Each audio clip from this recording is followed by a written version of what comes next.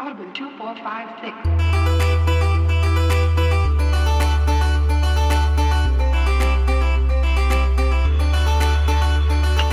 State of the Save is back with part 2 of The Wolf Among Us. Thank you for joining us in this continuing game club of this noir mystery.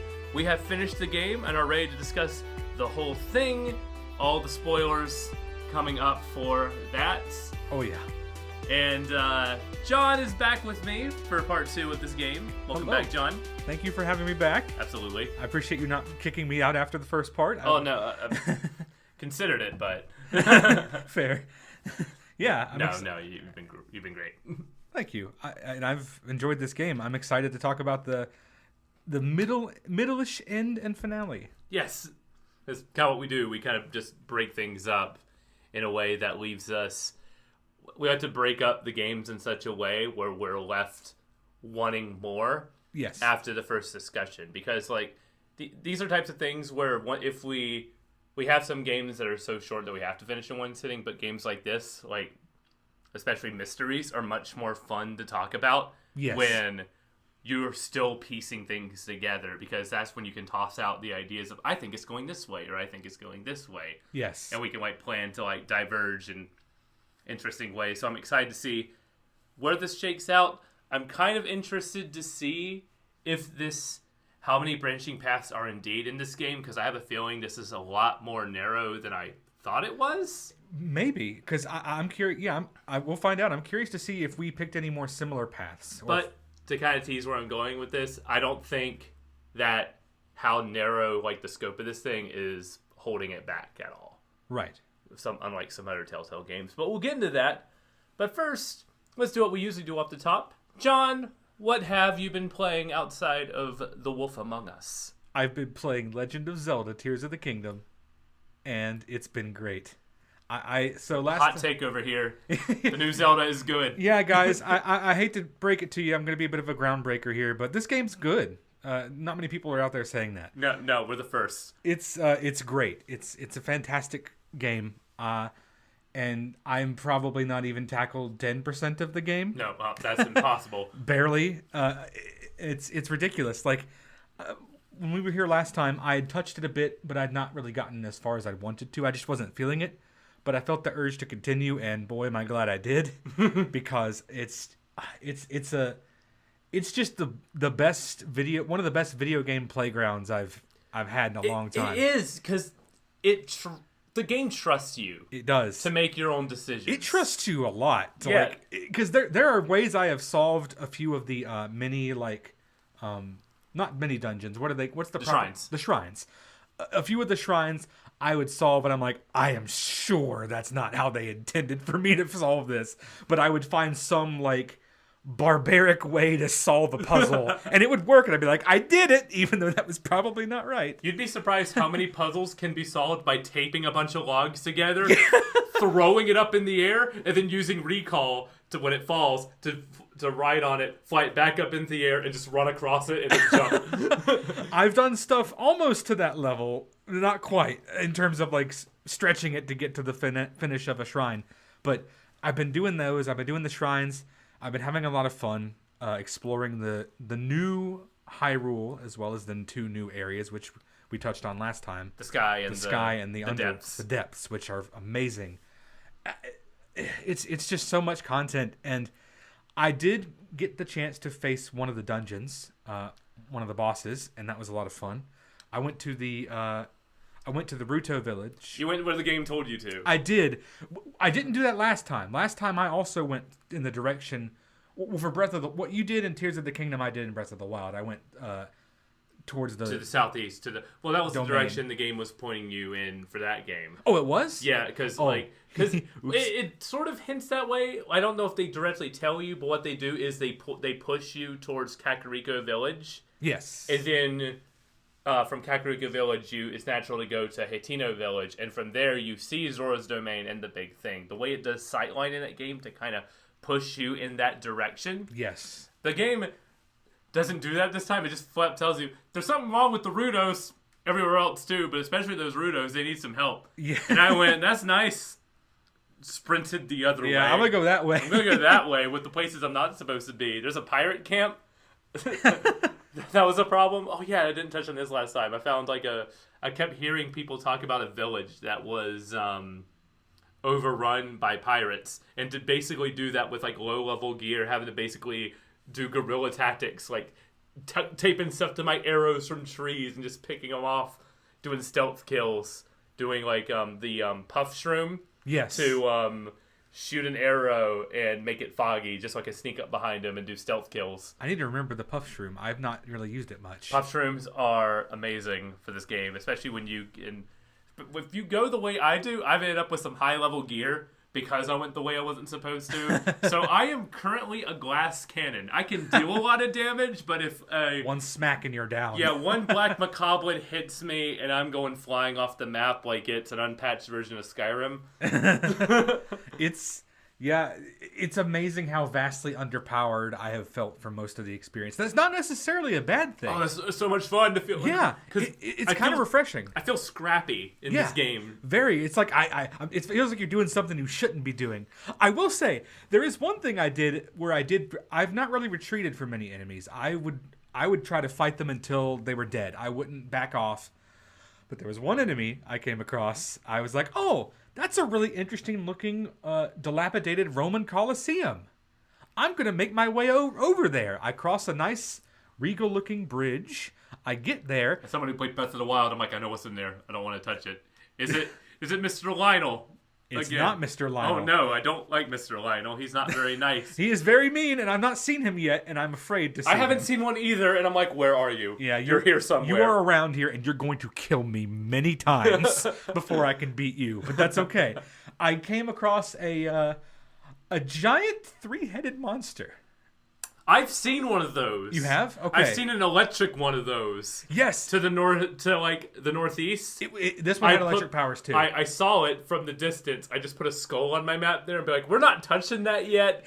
We'll come back to it. That was what I did. I entered the Coliseum. It was like, what? It like whipped its head around like, what? Who? That's in the Coliseum there? Oh no. And then I was like, I'm out of here. And then before I could run away, it killed me. This 3-headed boy was just guarding a bridge. And I'm like, it's like, you shall not pass. I'm like, you right? You're right. You're right. Bye. I have nothing to say here. I'm gonna go beat about 20 more shrines before I face you again. Goodbye. On my way to shrines, I'll be like, ooh, what's this thing? Ooh, what's this thing?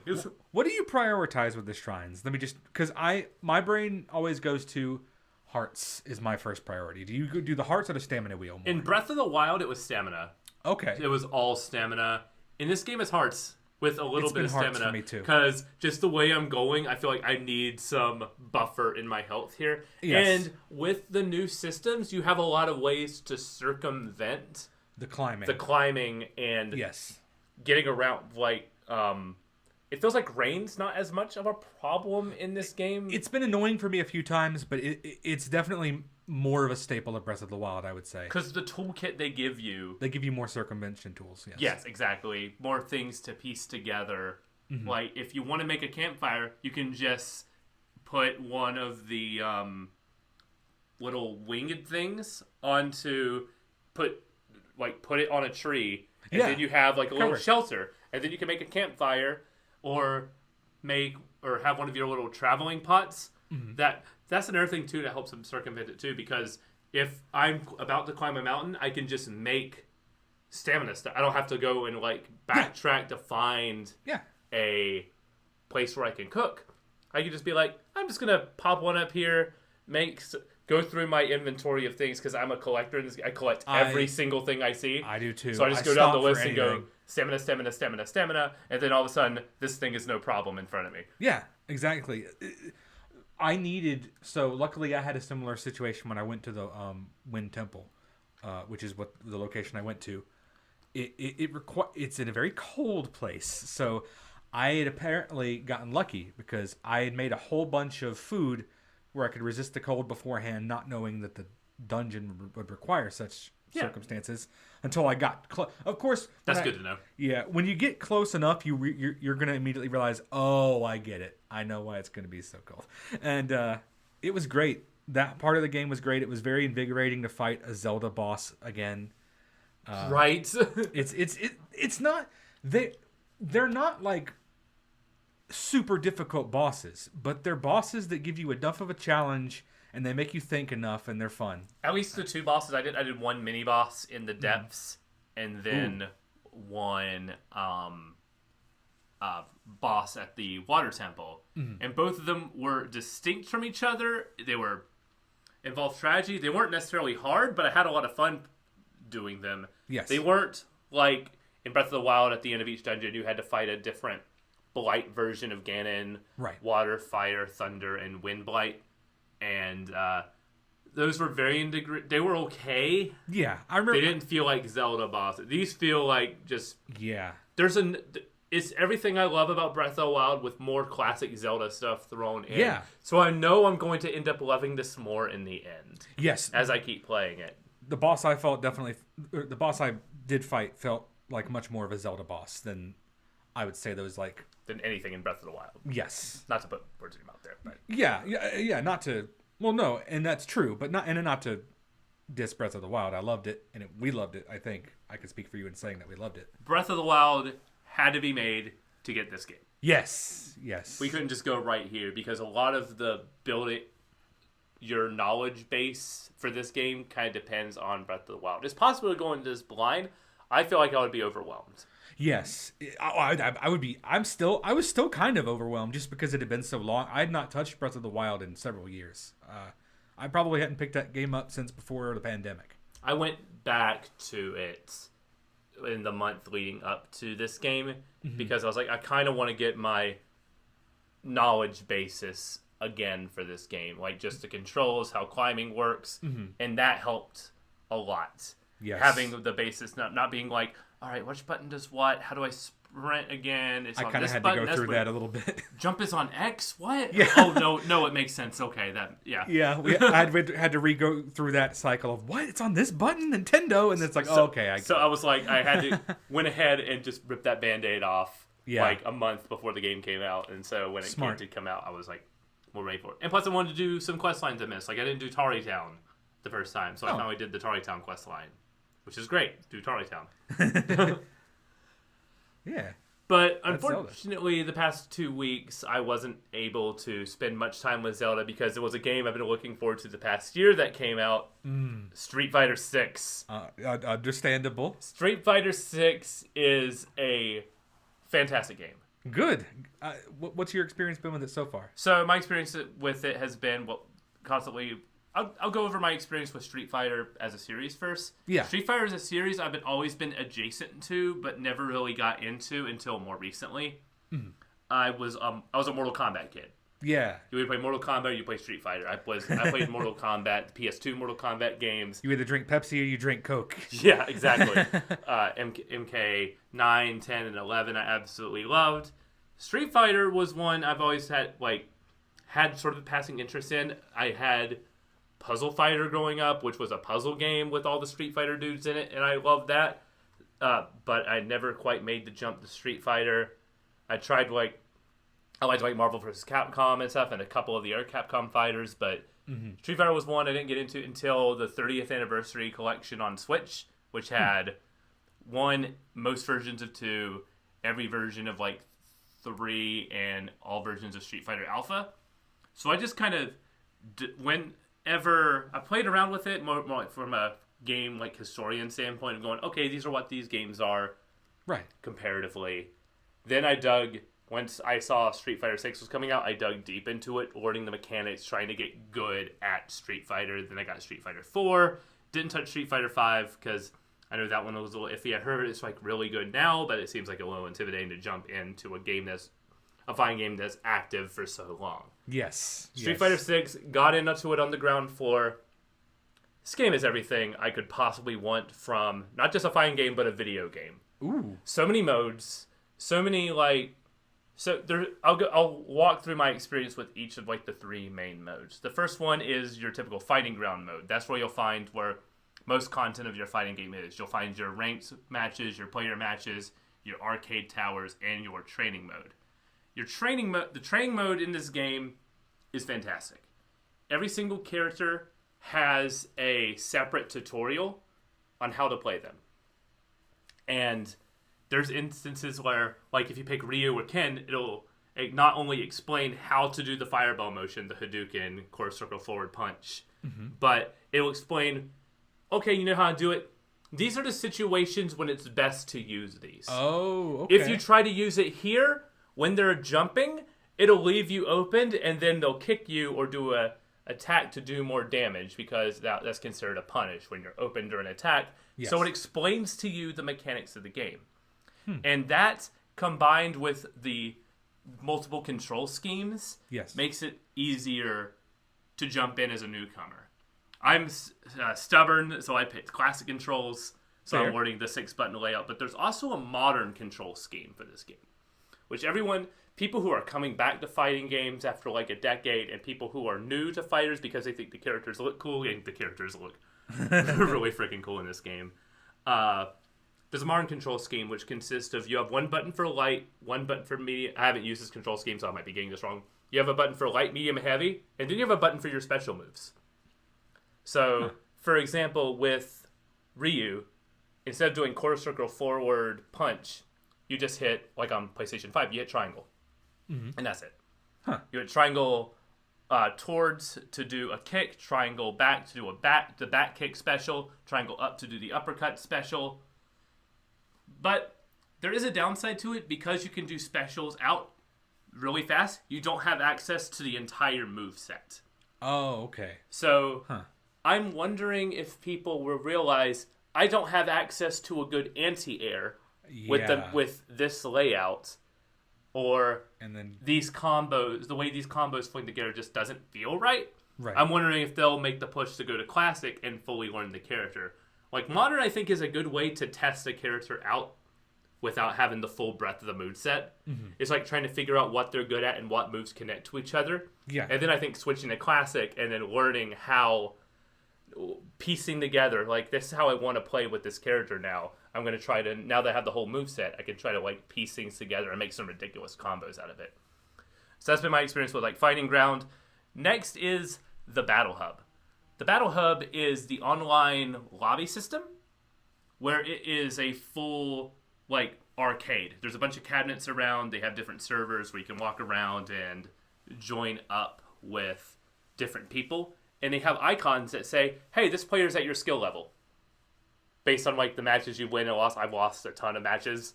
I thought I was getting good with the character, and then I lost a bunch with that character, so now I'm rethinking everything. So it's nice to know, it's like, hey, if you fight this guy, you might have a chance. They also have a bunch of Capcom's, like, they have a set of rotating arcade cabinets that's Capcom's classic arcade machines. Nice. So you can play that weird Mega Man fighting game over there if you want. You can play Final Fight. Final Fight's always on rotation. There was a guy on launch day who, on launch day, for a full 30 minutes while I was in the Battle Hub, was just playing Street Fighter 2. I'm like, this is it.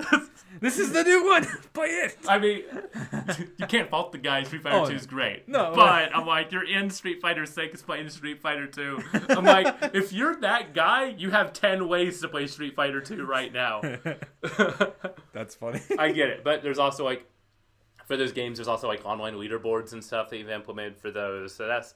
The other one is World Tour, which is a create a character, full-on adventure story mode. Okay. With an open world city, they're just going around, and in the world of Street Fighter, apparently, set in place in Metro City, the city from Final Fight. Mike Hagar's the mayor.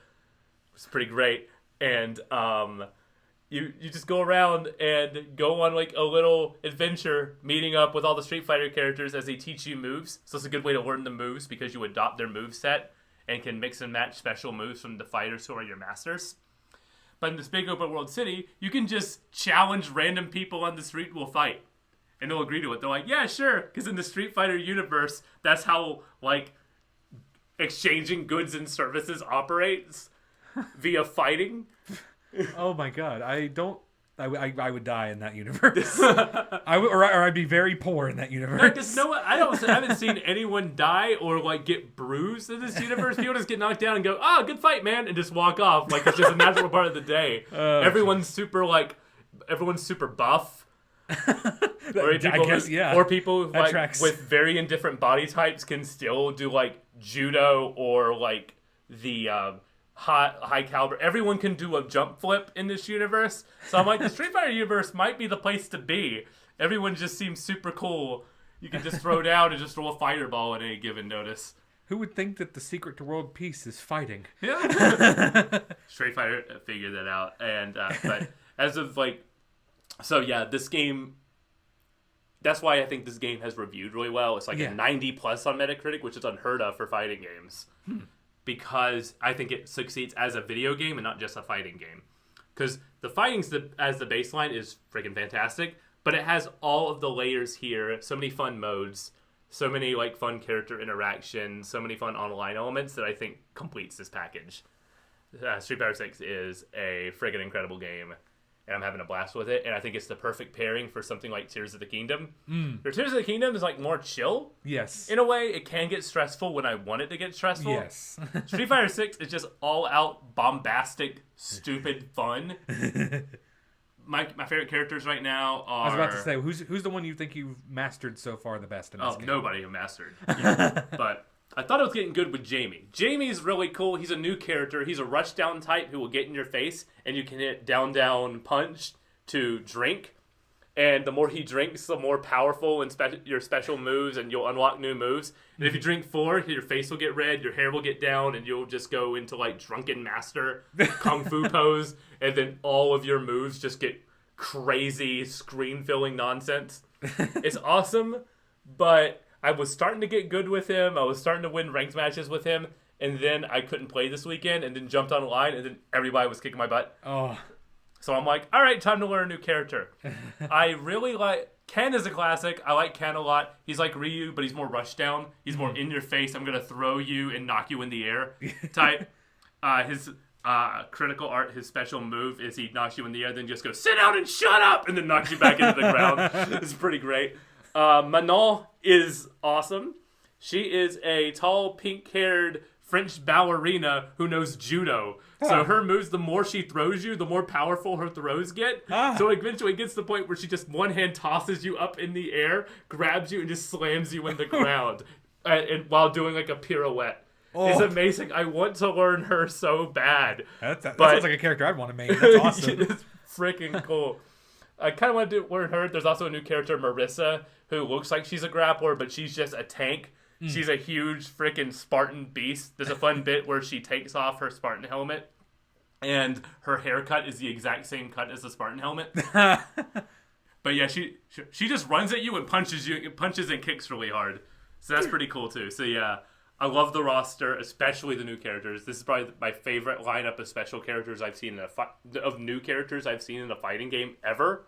Wow. This batch of new characters are great. They have so much personality that I want to get good with all of them. Especially, it frustrates me that I'm bad with Manon. It's just like everything on paper. I was like, this is awesome. Just I'm gonna do some big kicks on you and then throw you in the air and just slam you while also doing ballet.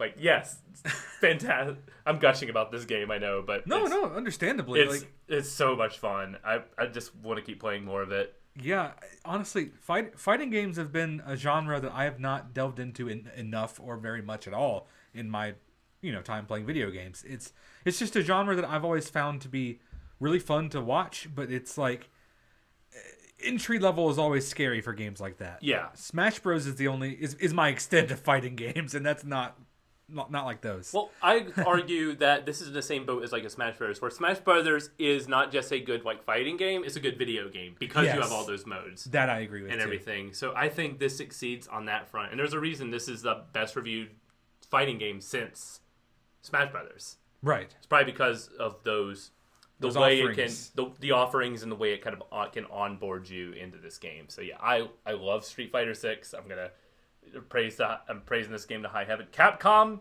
can do no wrong right now. No, they've been great. Except their press conferences, but their press conferences have never been good. The one last night was just like, here's updates on games you already know about.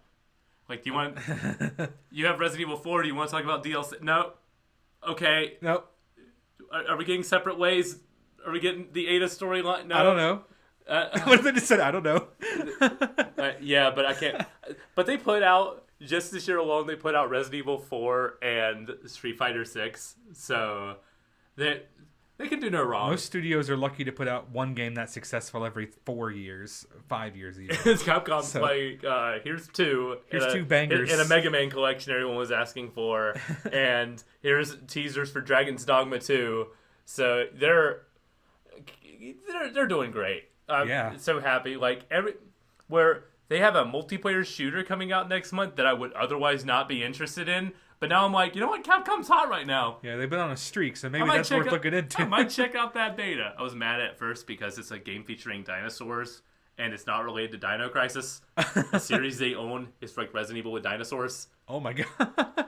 So there's no mention of that. So, not to get too long, I'll just touch on it briefly. I mentioned this on the show before.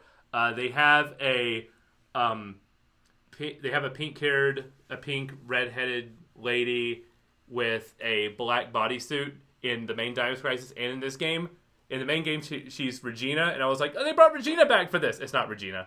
Oh. I'm like, how dare you? You know what you're doing. How dare you? I guess you don't want to tie it to the universe, but also you're doing time travel shenanigans. Just put Regina in here. Regina's cool. I yield my time. No, it's Street Fighter's on the radar now because it's just, again, like I've always been intimidated by fighting games, but maybe if I do try one, it'll be Street Fighter 6. There is a demo of that game where it's one chapter of the World Tour mode, the insane character creator. Okay. And it's only two characters, but you have in an arena, but it's a good way to like learn the moves. And it has the tutorial too, where you can play around with the classic and modern controls. I'd say play around with that, try out modern controls, run around Metro City a little bit, get into a fight with a street vendor. And if you're like, that was fun, but I don't want to play anymore, I'm like, hey, that's awesome too. That was enough of an experience for me to be positive. Beating up people doing their jobs, I guess. No, they want it.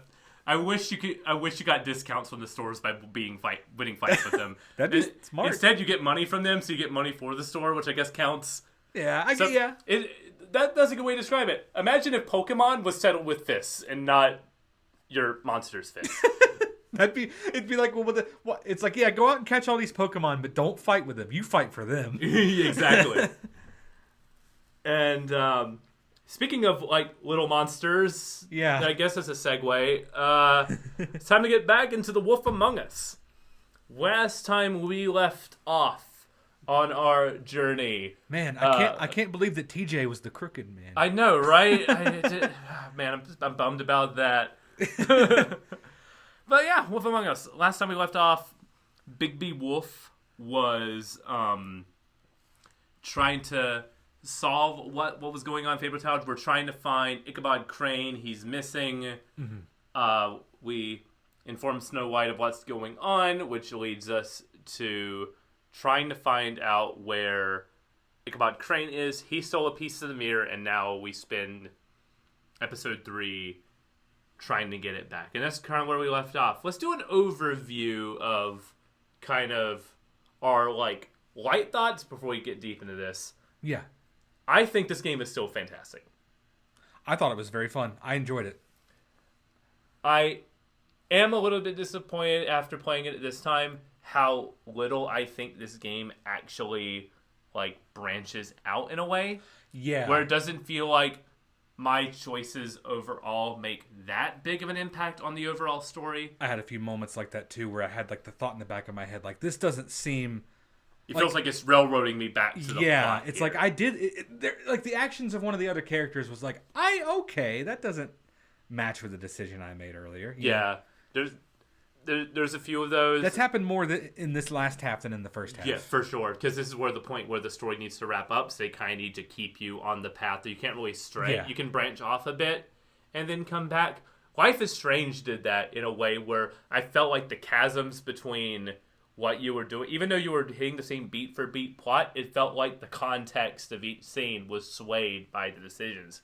Yes. The context here feels like it's always the same no matter what necessarily I'm doing, which I'm interested to see once we get to the beginning, because I know we took two different paths here, how it kind of played out. And what there was information that I was unable to get that I wonder if you were able to get, and if that makes a difference at all. Yes. So we'll get into that, but so yeah, let's go ahead and get that. So we have at the top where we left off, we had choices of 3 places we could go. We could investigate the Tweedles, we could investigate Crane's apartment, which doesn't seem like a great lead, but Bluebeard's going up there, and we don't trust Bluebeard. Yeah. Or we can go to the Trip Trap to look for Lily's things to see if she still has a connection to where we can find the witch. Yes. That seemed like the most pressing thing for me at the time, but it's also possible that those things would still be there even after, like, situations would arose. So you went with... I went to Crane's apartment. All right, walk me through that, because I imagine our Trip Trap scene is similar. Yeah, but probably. But we'll see. But I could not do a lot in Crane's apartment. So walk me through Crane's apartment. Okay, so when I got to Crane's apartment, it was clear that he had left in a hurry. We investigate for a bit, and we find ourselves... I didn't see... Did it say that Bluebeard was going to go to Crane's apartment? Yeah. Bluebeard was not there with me. Okay. I thought that was kind of odd, but or if he was, he didn't have anything relevant to the plot if he was there. But I came into what was I found a bunch of more evidence that was incriminating, showing that he had been giving withholding money. Okay. That he had been infatuated, for lack of better words, with Snow. Okay. And I went into his room to investigate more, and I came across somebody who we briefly met in the previous one of the previous chapters. We found little Jack. Jack was there. He was. Okay. He only shows up in my story again once. That was the last time he showed up for me as well. No, this wasn't the last time he showed up for me. He didn't show up for me until chapter 4. Huh. In the pawn shop. Very briefly. Interesting. Okay, maybe there's more going on than what I thought. I don't remember him being in the pawn shop. So why was Jack there? No, he might have been in the pawn shop. Never mind. Very, very briefly, like very at the beginning, and he's like, "Hey, Wolf," and then bounces. Yes. Okay, so he was there for you. He was there briefly. I thought, what is the point of this character? Yeah, and he was there, and he was. It was clear that he was trying to. He was like, I was watering Crane's plants, and then Bigby's like, yeah, where are the plants then? And we basically caught him in a lie, and he. Do you explain why he was there, or do you just? He gave. I might have been because I picked bad decisions, but he gave me the runaround, and he essentially said, "Hey, somehow we let it out that we knew we were trying to find the witch." Got it. And he was like, "Hey, I know where you can find her," and he said, "But you got basically don't tell anybody I was here." And I thought I could make that deal, so I made the deal with him to not rat him out. Okay. Yeah, I made a deal with Jack. And I made a note that he seemed to be a bit of a. Well, actually, I'm not going to say this yet, but I was wondering if he worked for somebody specifically, but that never really seemed to wrap.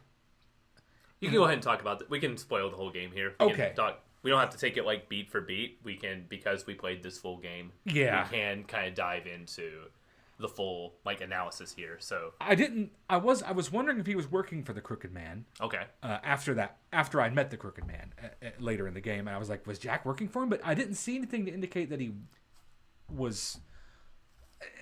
He might have been, but it wasn't as blatant as some of the other characters.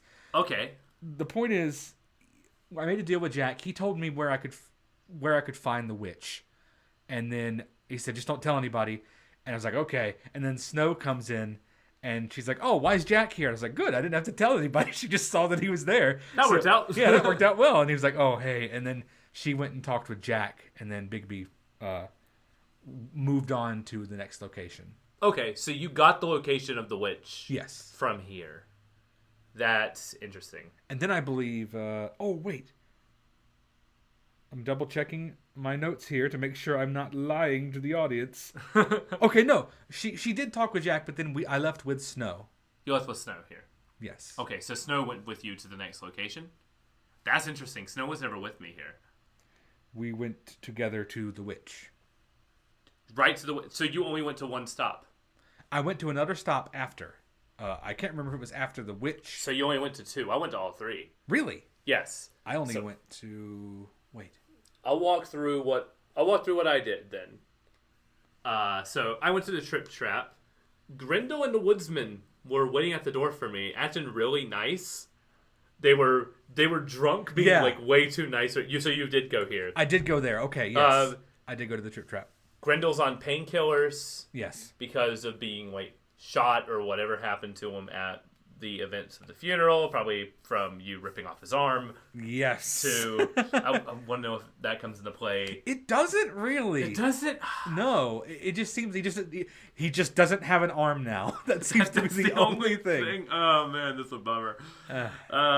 So yeah, the painkillers are making Grendel high. So I took an ill-advised drink with him. I feel like I'm going to try to play this out to where I can be friendly with him. They said the doctor says he shouldn't mix his alcohol with his medicine, but I ended up drinking with him anyway. I did too. Okay.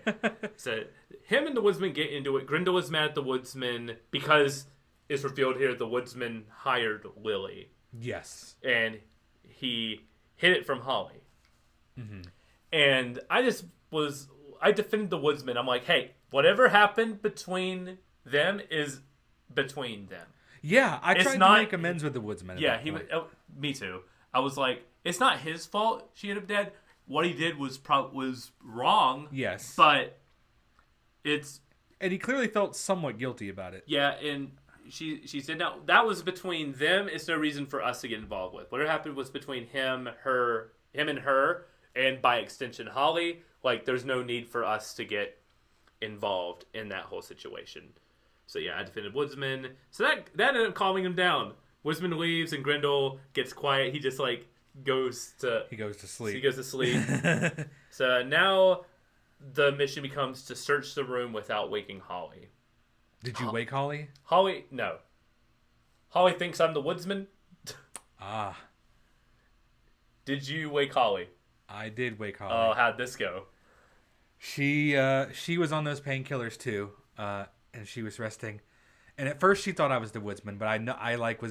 Oh yeah, she does that. She kind of it's a hazy. I call that half asleep. There we go. But I do something. I bump something when I'm getting a box out to look inside of it, and she's like, "Oh, Bigby, what are you doing here?" Oh, she finds out it's you. Yeah, she realizes it's me. And so you do wake her up more. And I tell her the truth. I say I'm here to look for.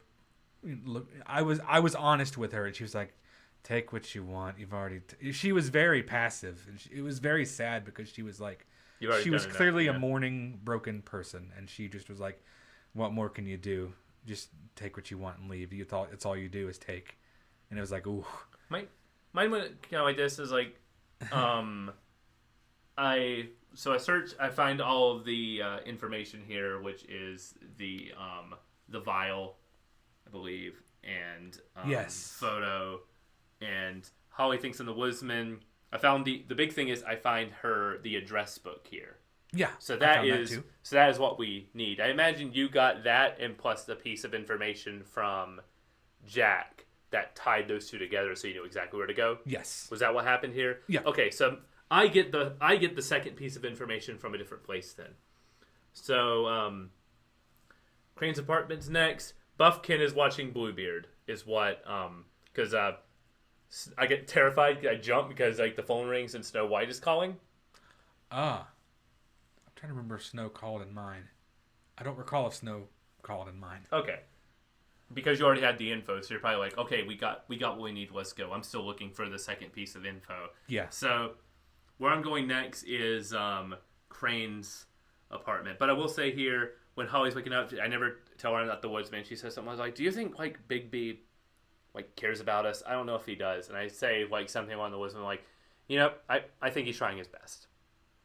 Huh. something like that. And she's like, I hope you're right. She did ask me a question there at the end, like, do you even, like, she did ask a similar question, and I was like, I care about everybody here in this town, was essentially my answer. And she was like, oh, well, you know, basically, show it was basically her response, if I recall. Yeah. I'm starting to, in the first half, you don't know how to feel about, like, a lot of characters. I come around on so many characters. Same. In this back half, knowing, like, the places they're in are making them do the things they are. Yes. They're a product of the system keeping them down, yes. and one man profiting from all of their misery. There's a reason I feel so bad about ripping Grendel's arm off now. Yeah. Because, I mean, he's not the best guy, but it's clear that he's a victim of this system. Yeah, exactly. And, like, having to wait in line and feel, like, frustrated with the bureaucracy. It was like, I was trying to find this person, and you guys weren't doing a thing, and now it's too late because of you. Yeah. So you have to live with, like, a lot of the, not your decisions, but, like, a lot of the decisions from, like, management and, like, the corruption going on that kind of led for this to happen. Yeah. So the second place I went was Crane's apartment. I wrote Bluebeard burned everything, but now I'm not, after you told me about Jag, now I'm not so sure. Buffkin, I thought, mentioned that he destroyed everything, but, like, if Jag was there. So, yeah, fireplace was burned. There was a burned book, a burned clock, and a burnt photo. So all the things you gathered as evidence were in the fireplace. Wow. What was the clock? The clock was... Because the clock was burnt. Did you investigate that? I don't remember investigating the clock. I remember a photo. That was probably the incriminating evidence that tied Crane more to Snow. Yes. I don't remember a clock, though. Maybe I missed the clock. Maybe you missed the clock. Shoot. Darn it. And then Bigby says, well, that was a waste of time. And that's it. That's how that scene goes. Well, so, and did you go to the Tweedles at all? I did go to Tweedles at all. You did not. I did not. So everything I'm about to say to you is new to you then. Yes, okay, I didn't even get that chance. All right. Flycatcher's here. Did you meet Flycatcher at all here in this section at all? No. He's a janitor with a frog hat. Oh, I met him at the very end of the game, and I was like, who is this guy? Like, literally, it was like, who is this? I had never seen this man before in my life. I was like, all right, this is a character, I guess. Okay. He's got a frog hat. Flycatcher's a janitor here. He tells me he's seen a witch come by, but he doesn't know much. So he's just cleaning the place. He's like, yeah, the Tweedles are, they're out, but, like, I can show you around, I guess. He, like, opens the door to their office, and in the Tweedles office, it's just like a typical, like, messy noir office here. There is a punching bag with Bigby's face on it. Oh. In the corner. I was gonna write everything I taught. All right, I'll read over my notes here, and then I'll try to fill in what I haven't written down here. Sure. Crane owes money to the Crooked Man. I find their ledger. So you probably found something similar at his place, saying that he owes money to the Crooked Man. It was indicated there that he had been giving money to the Crooked Man. Okay, he owes a lot of money to the Crooked Man. Crane hired the Tweedles to take a photo of Faith. Huh. Cinderella is on vacation in Europe because you can. That's right. They have folders on each of the Fairytown fairies. Or Fairytown fables. They know everybody's Fabletown status. fables, not Fairytown fables. But yeah, the Cinderella's in this game. She's on vacation in Europe, avoiding all of this. Lucky Cinderella. Of course. The detective who detained Bigby has a file saying keep an eye on her. She doesn't play another role in the story, but the Tweedles, or I guess, are like looking after everybody who's connected to this overall thing, and we eventually find out that the Tweedles are mostly there to keep the Crooked. He's kind of their enforcers type. We learn later who his real enforcer is. Yes, we do. Beauty owes a lot of money, worse than Bigby thought. Yeah. So Flycatcher, he's cleaning up the room, but he's like, D and Dump, they're not as bad as what they say. They took me in. They gave me a job when like no one else would. They provide for me. They've been really good to me. Huh. So Bigby, mad, just says like, are you kidding me? I told him about what they did at the funeral, and he led me to a hidden staircase. Because I find it key. There's also a little bit here that's kind of cute where they have letterboxes to each other, D and Dumb, at their opposite desks. And there's one that says, like, dumb, we should get a dog, D. And he goes to the arrow one, D, I hate dogs, dumb. Oh. That's funny. So I end up finding a key. Flycatcher pushes a metal case to the side and walks me down this area here, like the staircase to a hidden basement. That's right. Flycatcher wants to come back to the Woodlands at some point. Crane was sending. Here's the thing. So this is where we find out, where I find out about the Crooked Man's like package delivering operation. Yeah, it was partially being run out of here. Like they were. So if I got this right, the D's were about getting packages to the Crooked Man. I believe so. Whereas they were a part of their that packaging operation, giving stuff to the Crooked Man. Whereas when we find out later in Chapter 4, the butcher shop was sending things out from the Crooked Man. Yes. So they were like, it was a circle that none of the areas like really touched each other. It was all a perfect like circular operation that led through the office here. Some parties being more willing to participate than others. Crane was sending Snow's hair through D and Dumb to the witch, Auntie Greenleaf, to make the snow glamour. Yeah. A package is here from someone named the Butcher, which we later know now, the Butcher. Yeah. Greenleaf was disguised as the kid. What?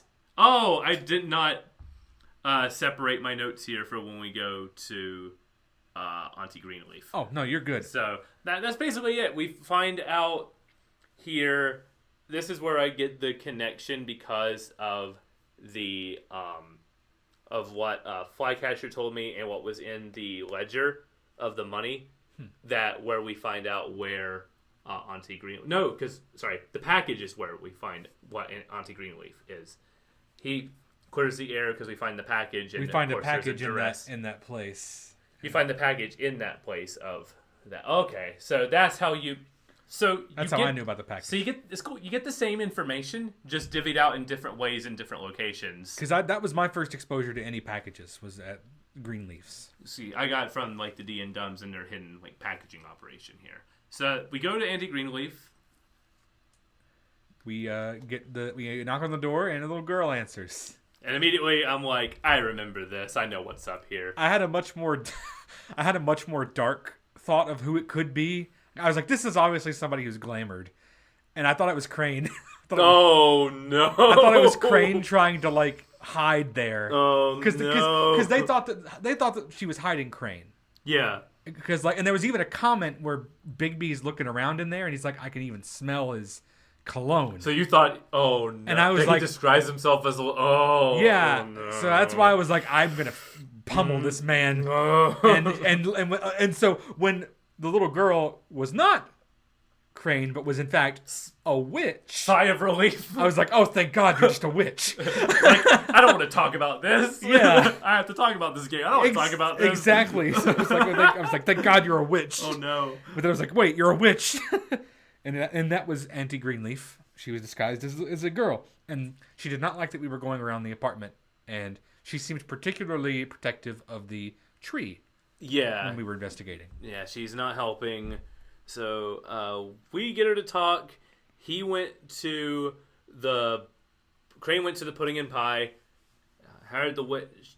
So this is where Snow is at, because this is where she's at an emotional height here. She's very upset. This is where we find out that like she's one of the people who makes the glamours. Yeah. Or at least gathers the ingredients to make the glamours to send to the Crooked Man for a part of his operation in the butcher shop. This was the origin of the snow glamour. So yeah, this is where it started to get. Well, Crane supplied the supplies. She supplied the magic materials and sent it to, I guess, the other witches to make the illegal glamours, if they are illegal, the bootleg glamours. Yeah. But Snow does not like that. She's like, we're going to burn your tree. Yeah.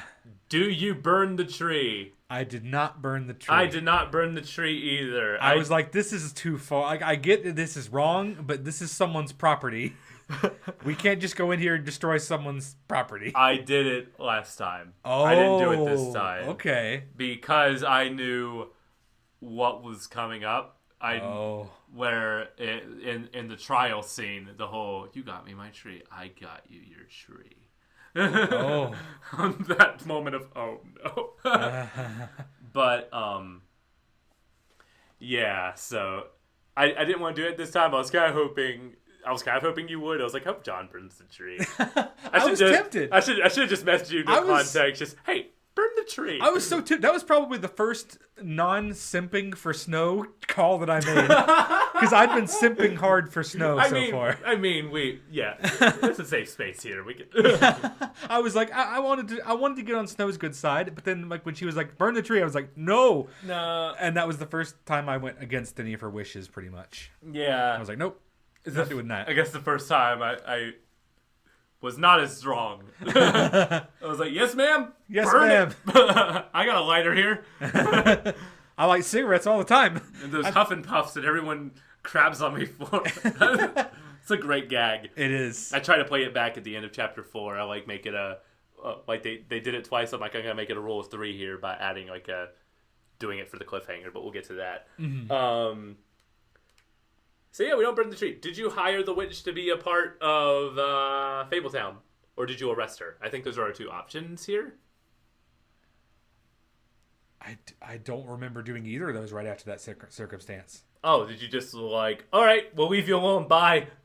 I think so. Okay. I think that's what I did. I don't remember how I didn't.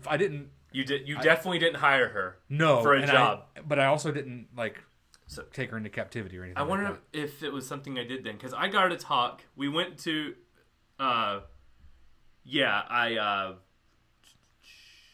find my note here. So I stood between them and I was like, hey, look, we got a glamour shortage. It sucks, but if we had another witch who knows what she's doing working for us, we can at least get the gears turning to stop this societal issue from happening.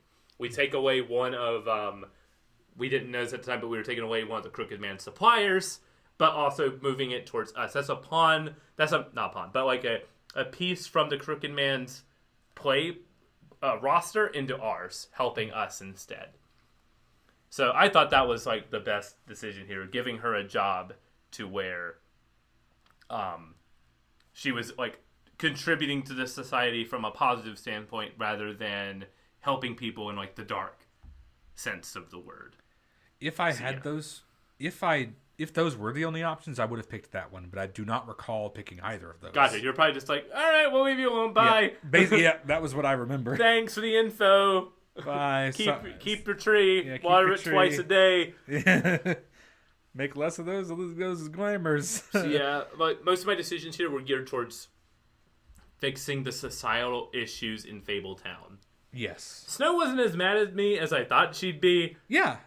She was mad, but not like, I'm never going to talk to you again. No, nothing like that. The pudding and pie. Oh. First note, Georgie's here. I hate Georgie. Georgie sucks. Yeah. I grabbed Crane. Greenlee said, sold Crane out with a bad ring. He was trying to do something. He was trying to break the spell. Yep. To keep Narissa from talking. Yes. And she was like crying, but that ring is like, she sold you out. That's a fake ring. Yeah, no one had told him that the ring stopped working. Yeah.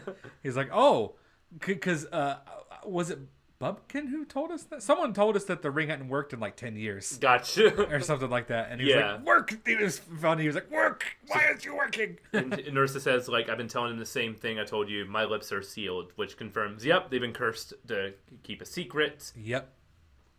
Crane didn't kill Lily. I believe Snow. Because he's like sniveling, like crying, and was like, this is much bigger than Crane. Yeah, he was on the floor, and I was like, this man's pathetic, but I think there's more to it than that. Yeah, he's a creep, but yeah, I don't think he would have killed her. No. Someone who was like giving him like this twisted, dark fantasy.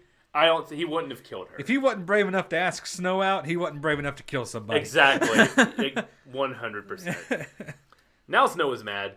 I told Crane if she wasn't here, I'd hang his head on the Washington Bridge. Oh. Maybe a step too far. Oh. I hit a button and I was like, yeah! And the snow was like, just glared or said something. I was like, that may have been a little too far there.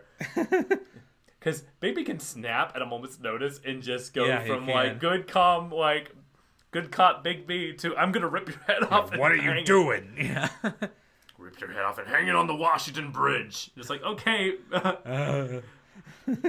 I did not get that quote. So we arrest Crane, we roll credits, the game is fine and dandy. And that's the end. We solved it. Just kidding. A car rolls up and when we arrest Crane, and I wrote, oh yeah, this lady. Yeah. Bloody Mary. Bloody Mary. A cool idea for an enforcer. Very cool idea. And a villain. Like, I'm not 100% sold on the way she looks. But I love her I love her writing, and I love the role she brings to this story. And despite her look, she's scary. Oh yeah.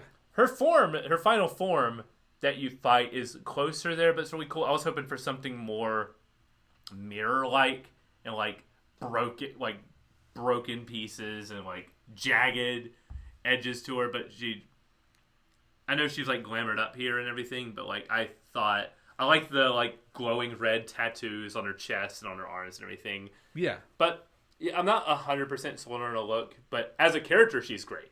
Yeah. So very minor complaint there.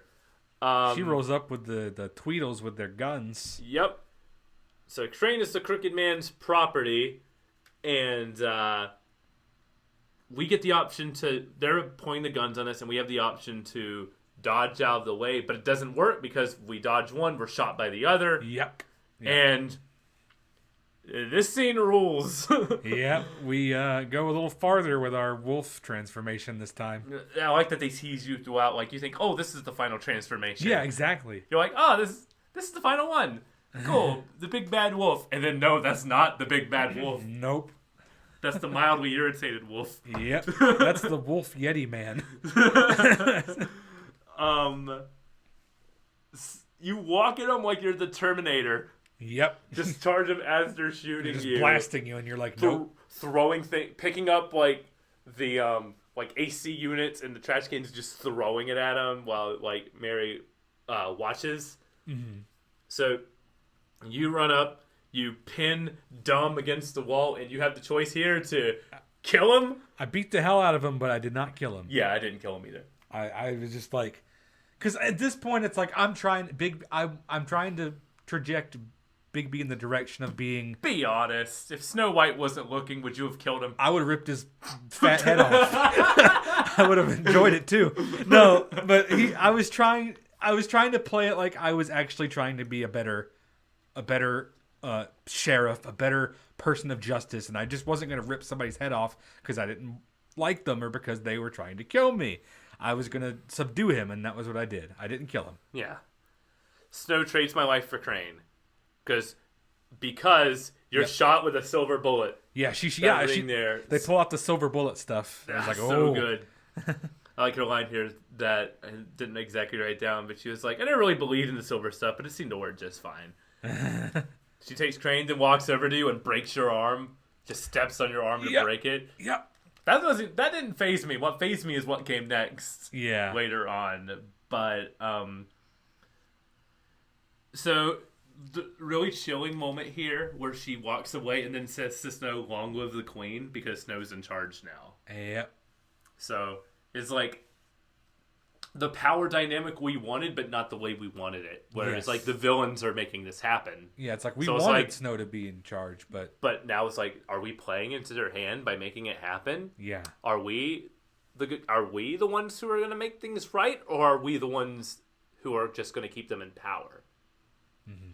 Which is a very interesting dynamic. This cliffhanger, the cliffhangers in this game, top notch. Yeah, that was a really good one. I did play Chapter 4 right after Chapter 3. I stopped myself. I tried to break this up between like different like play sessions. Mm-hmm.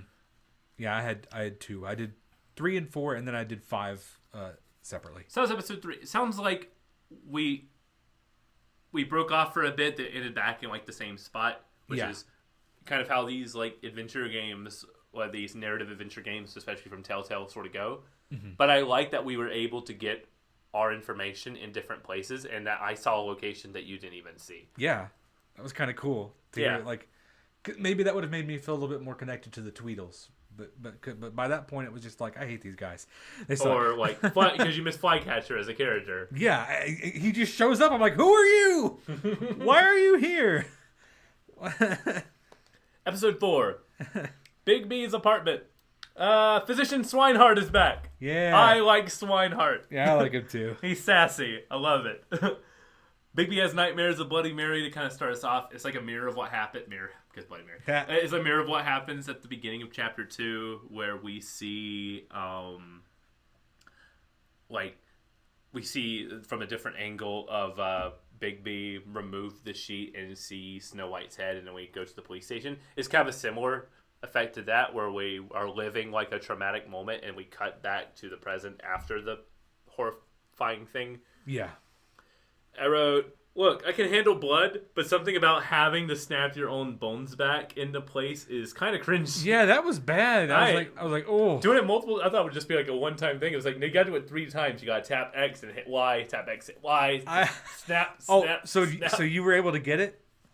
Did you know? Oh, did you fail this? Oh no! What did you do? So I failed the last one, and then he was just like, "Oh, for heaven's sake!" And he grabs your arm and he snaps it back in, and Big B's like, "Oh!" So Swinehart just grabs your arm. He's like, "Oh, for heaven's sake!" And then he fixes it. That makes me love Swinehart. In one swift motion, he just with force shoves it back in, and Big B's like, "Oh!" Like open palm, just like.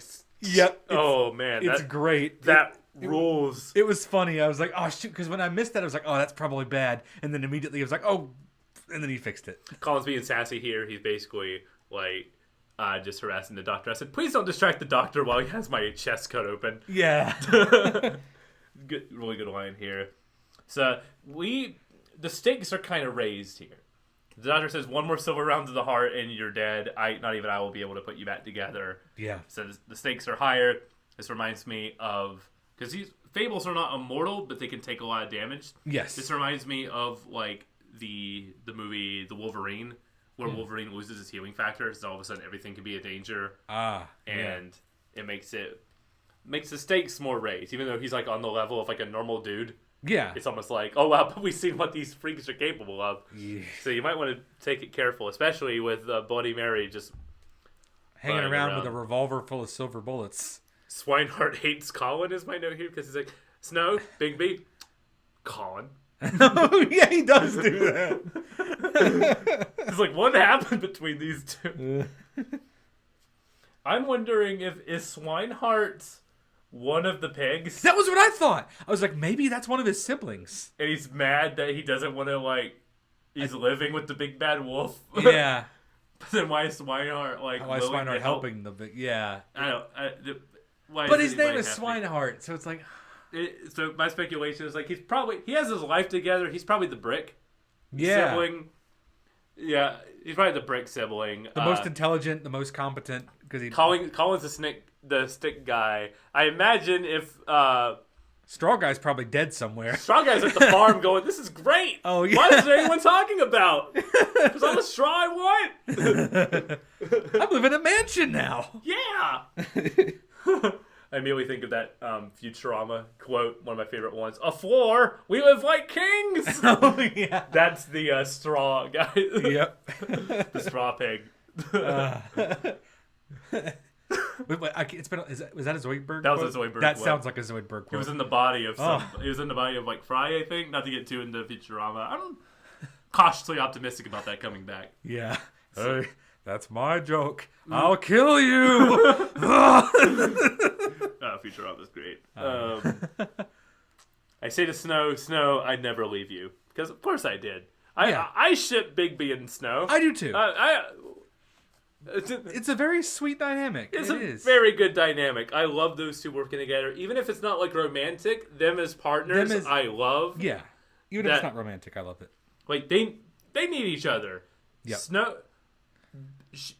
Snow is driven, but Snow is driven. Big B can be the logical one too. They can keep each other in check. Yeah, for multiple reasons. They complete each other, and because of them, I think they're the perfect pairing. I love those two. Yeah. I really want to read the comics again to get more of their dynamic. And then I wrote, right, yeah, of course I'm defending Snow in every option I take. What are you thinking? Fair. I get it. Snow is deep now that she's the deputy, basically deputy mayor of Fabletown. She is hard to enforce the farm thing. So what did you tell Colin then? I said, Snow will come around. That was what I said too. Yeah. Because I didn't want to say, yep, you're going to the farm. Spoiler alert, Snow does not indeed come around. No, she doesn't. She does not. She doubles down on this farm thing. I was like, screw my decisions, All right, guess. fine, all right. So yeah, Snow wasn't supposed to start thing. Although I wonder, maybe if we were more firm with our decision, what if we said, no, you're not going to the farm? Maybe it would have been a different outcome. Maybe? I'm not sure. One thing that I think this game would have... One complaint I have with this game is I would like more context for the farm in order to make a more informed decision. Yeah. Because I feel like for most of the farm stuff, I took the middle road. Because I'm like, I don't know one way or the other. Some say it's bad, but some seem like okay with it. I'm not sure. Colin just doesn't abide by rules anyway, so I imagine if they even have like a schedule, he's like, I hate this. Yeah. I'm piecing out. Anything where he has to conform to anything, he'd probably just... Yeah. Nope. But Bigby makes it doesn't seem like a bad thing at the end of the game. Yeah. Because I don't think there's a way to avoid having some people go to the farm at the end of the game, and it's kind of like a sad moment. But also, is it? Because I read a couple of the comics. I don't know fully what exactly the farm is, but also it's like a matter of if Snow's pushing it, it can't be like too bad. It can't be like or do I just have too much faith in Snow? It can't be like a prison camp, which is very possible that I just have too much faith in Snow White. It could be, but I don't think Snow would send these people to like a prison. No, it's not. Well, that's tricky. Again, some more context would be nice, and I hope for like The Wolf Among Us 2 we see. I hope we get to go to the farm. Yeah, that's where I thought we were going to end up going. Yeah, me too. At some point in this game, like obviously we're going to have to go to the farm in like chapter 2 or 3. Yeah, that doesn't really come to pass. No, it doesn't. Just told about it. Bigby's office. Yep, because Snow White, when she comes in, she tells you that you get a phone call, right, where Nerissa is waiting at. She's willing to talk to you about something. She's willing to talk about something. So in Bigby's office, Nerissa is here, hopefully with more info. I forgot to go over the decision points for part 1 because I have them here. Will we touch on it? So, note, if you visit Crane's apartment first, then visit the Tripjack Flycatcher and the Tweedle's office will not appear and you won't be given a decision. I offered Flycatcher a job with 97% of people. Huh. You decided to make a deal with Jack. You are the 70%. Yeah. 80% did not burn the tree. Yeah. And 55% did not kill Tweedledum. That was like more of a split decision. Yeah, that was definitely... I could understand why people would have wanted to do it. So, I wanted to do it. When it comes to Colin, 85.5% of people did not send Colin to the farm. Yeah. I mean, Colin's kind of a bit of an asshole, but I don't want to send him to the farm. Although you do get called out for your hypocrisy later on. Yeah. Yes. Yeah. Ooh. So, all right, now that we caught up on decisions, let's go to Bigby's office. Nerissa's here, hopefully with more info. She can't speak. Magic keeps them from talking. So Bigby figures out that the ribbons are doing it. The ribbons are tied to keeping their secret. Yeah. Do you try to remove the ribbon? So before my dumb brain put all that information together, my decision was, this is an audio show, so you can't see it, but I essentially went, I reached for it. Reached for it and grabbed. I did that too. I thought Bigby would be a little more like gentle. Like, hey, yeah, I'm going to do it. Not just like, let's just figure this out. So she freaks out. And then I comfort her. Oh, I do the thing where I put my hand on her shoulder and say, no, it's fine. Sorry, I'm not going to do that. Don't worry. Yeah. Let's see. And that was sort of the end of that conversation. Are we bad people? 63% do not. So it's a 30. It's like a 2/3 split. We are in the third that was like, let's see what this ribbon's about. Dang, we've been consistently picking the same thing for the most part. For the most part. Yeah, even like the weird split stuff here, because I think we have like the same like mindset when it comes to what we're like trying to figure out. Yeah. Here. So Snow White comes in and I comfort her and I promised her that I will keep this between us to keep her safe. Mainly the information about the ribbons and the information about the spell. Yes. I promise. Snow White comes in and tells us she has a lead. Beauty and the Beast. There's a moment here where you're like looking for your things and Snow says, so what was that about? I just keep silent. I just go, I hit the silent button. I said something, but it was not like, there was like another option that wasn't like, oh, I was keeping secrets for Nerissa. It was something. There was one that was like, the magic, the ribbons are doing it, which I'm like, avoid that one at all costs. I think the other one was just like, matter of fact, it was like, well, you know how these things go. That might have been it. That might have been what something like that. I think that was what I picked. Or nothing we didn't already know. Something like just that. Mm-hmm. But so Nerissa leaves saying that the lead that Snow White presents will help us, which is Beauty and the Beast. So this is a really short scene here that is just made to tell us that if you hadn't already connected that it was magic, ribbons doing it, I feel like the game threw that at you enough. This is just to point you in the direction, hey, these are magic ribbons. Yeah. So is everyone on the same page? Good. Okay, magic ribbons. All right, bye. Go to Beast and Beauty and Beast's apartment. We learn more about their financial struggles and how they really are just trying to keep up their old living style, despite it being harder to maintain. I point out how expensive their place is versus the debt they're in. Yeah. Because I'm like, yeah, this place is very nice. It doesn't look like you're in debt. Yeah. So Beast was not happy to see me. He was not at all, because he's like, are you going behind your back? I was like, I could have killed you, bro, but I did exactly. That's why I was sort of like, and plus you agreed that, like, when he saw the murder scene, he like helped us. So I was like, what happened to that? So there's no decision points here. You get their terrible but hilarious answering machine. Yeah. We're Beast, and we are away, like those doing typical something couples fabulous. Yeah. Yeah, and Big B's like, ugh. We're too busy being adorable or something. Being in love. It's like, this is hilarious. And even the guy calling, the threatening message is like, I hate that answering machine. I'm going to kill you. So do you stop Beast from picking up the phone? Or do you take the phone? I stopped Beast from... No, I didn't stop Beast. Beast answered the phone and hung it up. Oh, so he just picked it up and hung it up? Yep. That's the other option was, I think, to pick up the phone and try to talk to the guy. I just stopped. I let the message play out, knowing that if I pick up, he will hear it hang up the phone or something. But I stopped BC just the typical thing. It was like, I'm gonna kill you because you owe the crooked man money. Is that what he said, basically? Something like that, basically. Oh, yeesh. Paraphrasing a little bit. This game is better dialogue writers than I am. So they point me in the direction of two locations. The Lucky Pawn. Or the cut above. Or the cut above. The Lucky Pawn is where we know that's where Bloody Mary frequents a lot, because that's where she got like the woodsman's axe and everything. And I forget what system they're running out of there. But you also know that Beast has been working for the Crooked Man's delivery system to try to earn back money out of the butcher shop, the cut above. So choice time, butcher shop or Lucky Pawn. Where'd we go? I was like, I'm scared of Bloody Mary. I'm going to the butcher shop. That's where I went to. It makes the most sense, being like that seems like the place where things are going out of. Yeah. So I want to see what's there. So I imagine our scenes here kind of played out similarly. Yeah, 63 to 36, cut above. Yep.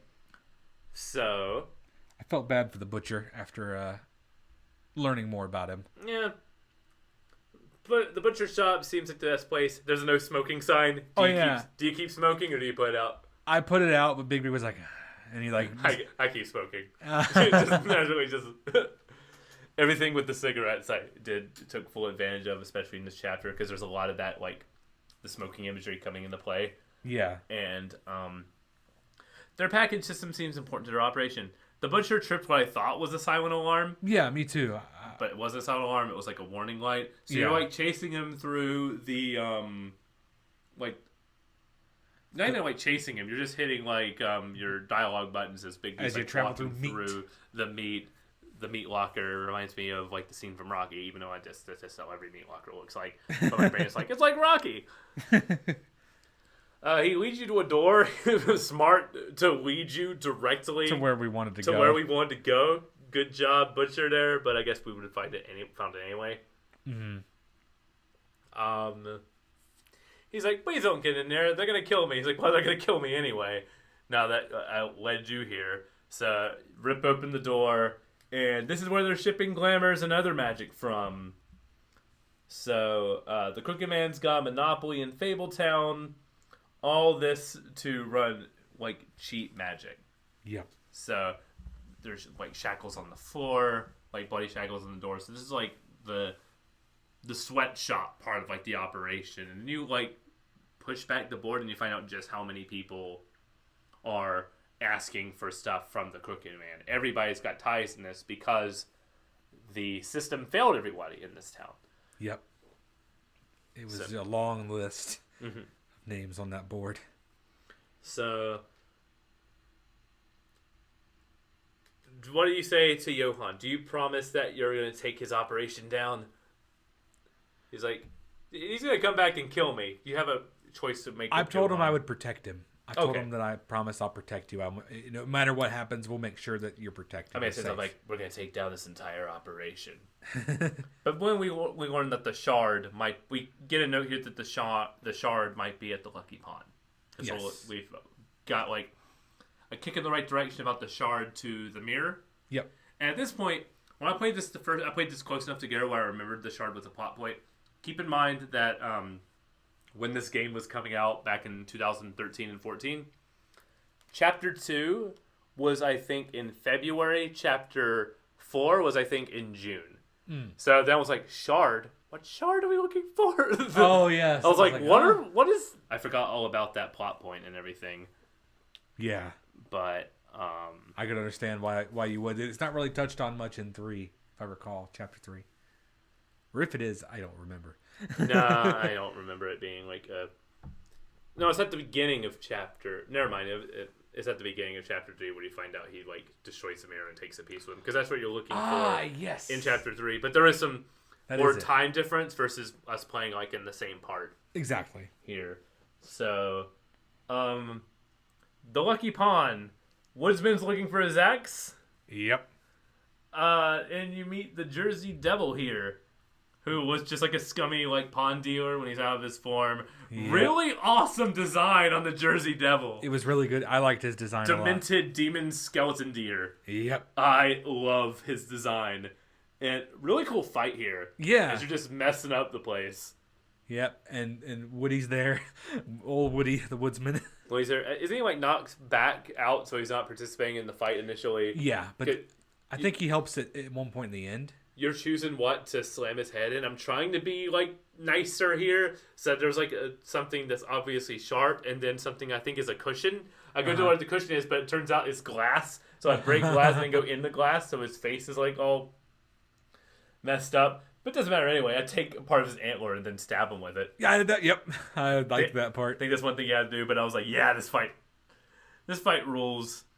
So after this, it's a pretty short scene here. You go and find the coat, Ichabod's coat.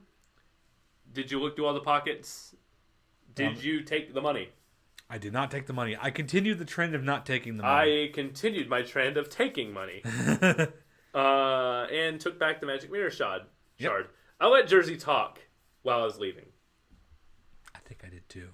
Yep. It's such like a small minor thing, but he's just like, you're no match for the Crooked Man. I was hoping for him to like... Yeah, I was hoping he'd spill something. Incriminate himself, but no, I was just writing stuff. I was just like, I'm not going to let him know what bothers me. There's a really nice scene here with Woody. He trashes your cigarette band going Huff and Puffs. Yeah. Really. Because you give him I chose to give him a... Did he asked for a cigarette, right? Yeah. And I gave him one. I gave everybody a cigarette who asked for one. Same. But Yeah, just really nice scene where he's like, "Hey, yeah, just go and find this guy. Go and make things right." Yeah, it was a like, good scene. It was like they kind of made like it was clear that they were not friends, but they were like. He does get his axe back, and he does said one thing. He's like, "For a second, I didn't know who I was going to swing this at." Yeah, I did like. I thought that was funny. Back at the business office, Bluebeard and Toad are yelling at Snow. So then you find out that Buffkin talks about Bloody Mary and the mirror have like a complicated history. So I went with Buffkin first. He was working on the mirror, and he said, "Oh, it doesn't like being spied on." Bigby's like, "Oh, he doesn't like being spied on." He's like, he's a little shy when you try to put them back together. And Bigby's like, pointing out the hypocrisy there. Yep, I did that too. I think I did that first. Snow sends you to Toad because she's like, "Hey, we have no money to give him to buy glamour. So you just need to let him down easy and tell him he's not going to get glamored." How'd this conversation play out for you? I said, I knelt down to Toad. I was like, I'm not gonna let you go to the farm, buddy. Oh no! And that made it all the worse at the end. I gave him Crane's money. Oh, to buy glamours. No, I could have gotten. No, wait, it's not gonna be as good as you think. I gave him the money, and it's like, hey, I was like, listen to me. You're gonna buy glamour with this. You are going to buy glamour with this. You are going to get glamored up. And if I see you and you're not glamored, you're going to the farm. Do we have a deal? Toad's like, that's a good deal. Then takes the money and he has his hands in his pockets, whistling out. Does he jovially leave? That was what he did when I told him. And then Snow White just glares. Yeah, she's like, you told him that. Did you give him money? I was like, not my money. Not our money. It's good. I said, don't worry. It's going to work itself out. That was okay. Bigby did say that, but she said, "What did you tell him?" And I said, "I told him that we do. We'll deal with this later." Yeah. Yes, I gave him money. It's good. I don't think I did that last time because I don't think I took the money or found the money. But I was like, it's gonna go great, right? So you get on the mirror. I play ball this time with the mirror, like doing the. I do too. Mirror, like he's been through a lot. Mirror, or something. They're flying Crane to Peyruis. Did you notice? Yeah, you saw that? So we don't see Crane again for the rest of these chapters. Oh, wait. You picked Crane? To look for Crane? Yeah. I don't remember that. So that's where Crane went. Yeah. They got to catch Bloody Mary's intimidating him and saying, "You're going to Peyruis." And then because Bloody Mary's there, and she's like, there's a really cool scene here where she's like, someone's watching us. Yeah. Then she turns and tries to reach through the mirror, and then the mirror stops and goes, "Ugh, I hate that." I hate it when she does that. Okay, no, I do remember that. My brain completely forgot about that because at the end I was like, "Where's Crane?" It's such a weird 5-second thing. It's like, you're going to Peyruis. You're gonna lay low. She's like, she says a fun line here. Says like, "Please mess this up."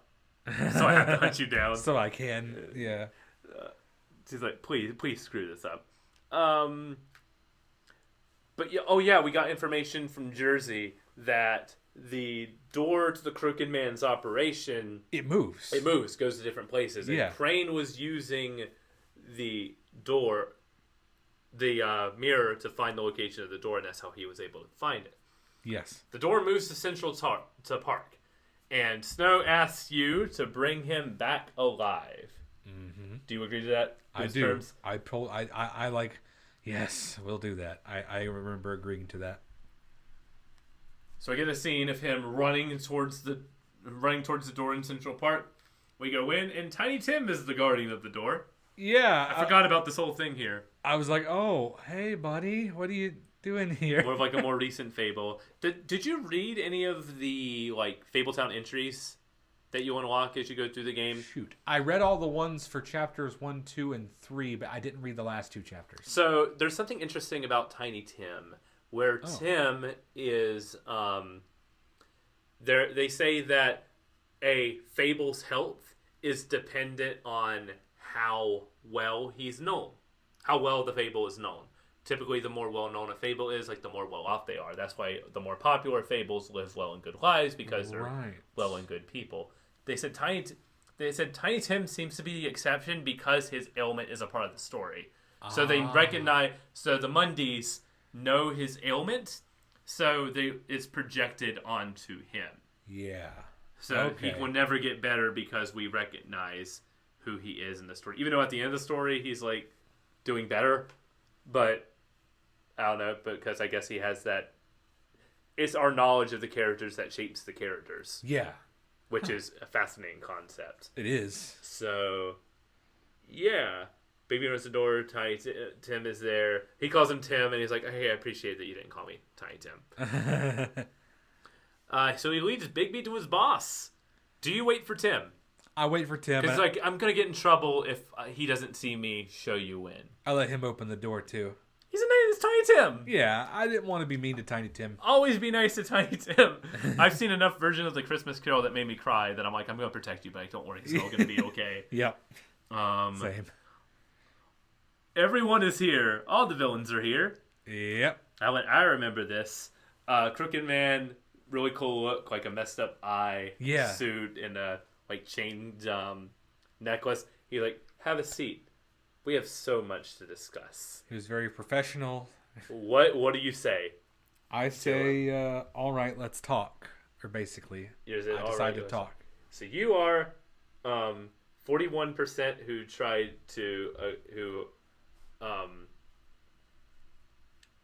you're one of the 40% who wanted to talk to him. I did something that wasn't on this list I have here. Did I take a picture of it? No, I did not. I put in a cigarette, lit it. As soon as I lit the cigarette, cut to black. Oh. It was so badass. Just like, because Bigby just looks at the room of everybody around him, just spit cigarette.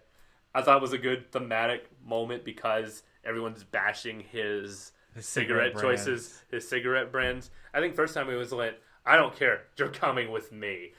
And then light cigarette, which was also really cool. Isn't chills, but I like the silent one. Bigby just sizes up the room, realizes he's going to be here a while, realizes he might not make it out of here alive, so just one last cigarette. Cut to black. So bad. Did you light a cigarette? Like, okay, let's stop. I did. Mine ended with a cigarette lighting. But such a good, like, moment there. It was. Amazing cliffhanger here. Then... Episode 5, Cry Wolf, the final episode of The Wolf Among Us. There's no cold open, it goes right to credits here. Did you notice that? Yeah. Like it's like we're gonna keep moving, we're not gonna take a break here. We're gonna get started and we're gonna keep going through this entire chapter. Mm-hmm. This is the most action heavy chapter of the entire game because it feels like all your decisions kind of mounted up. It's gonna play a part later on in the climax of this game, which I think is really, really, really well done. It's Crooked Man's office.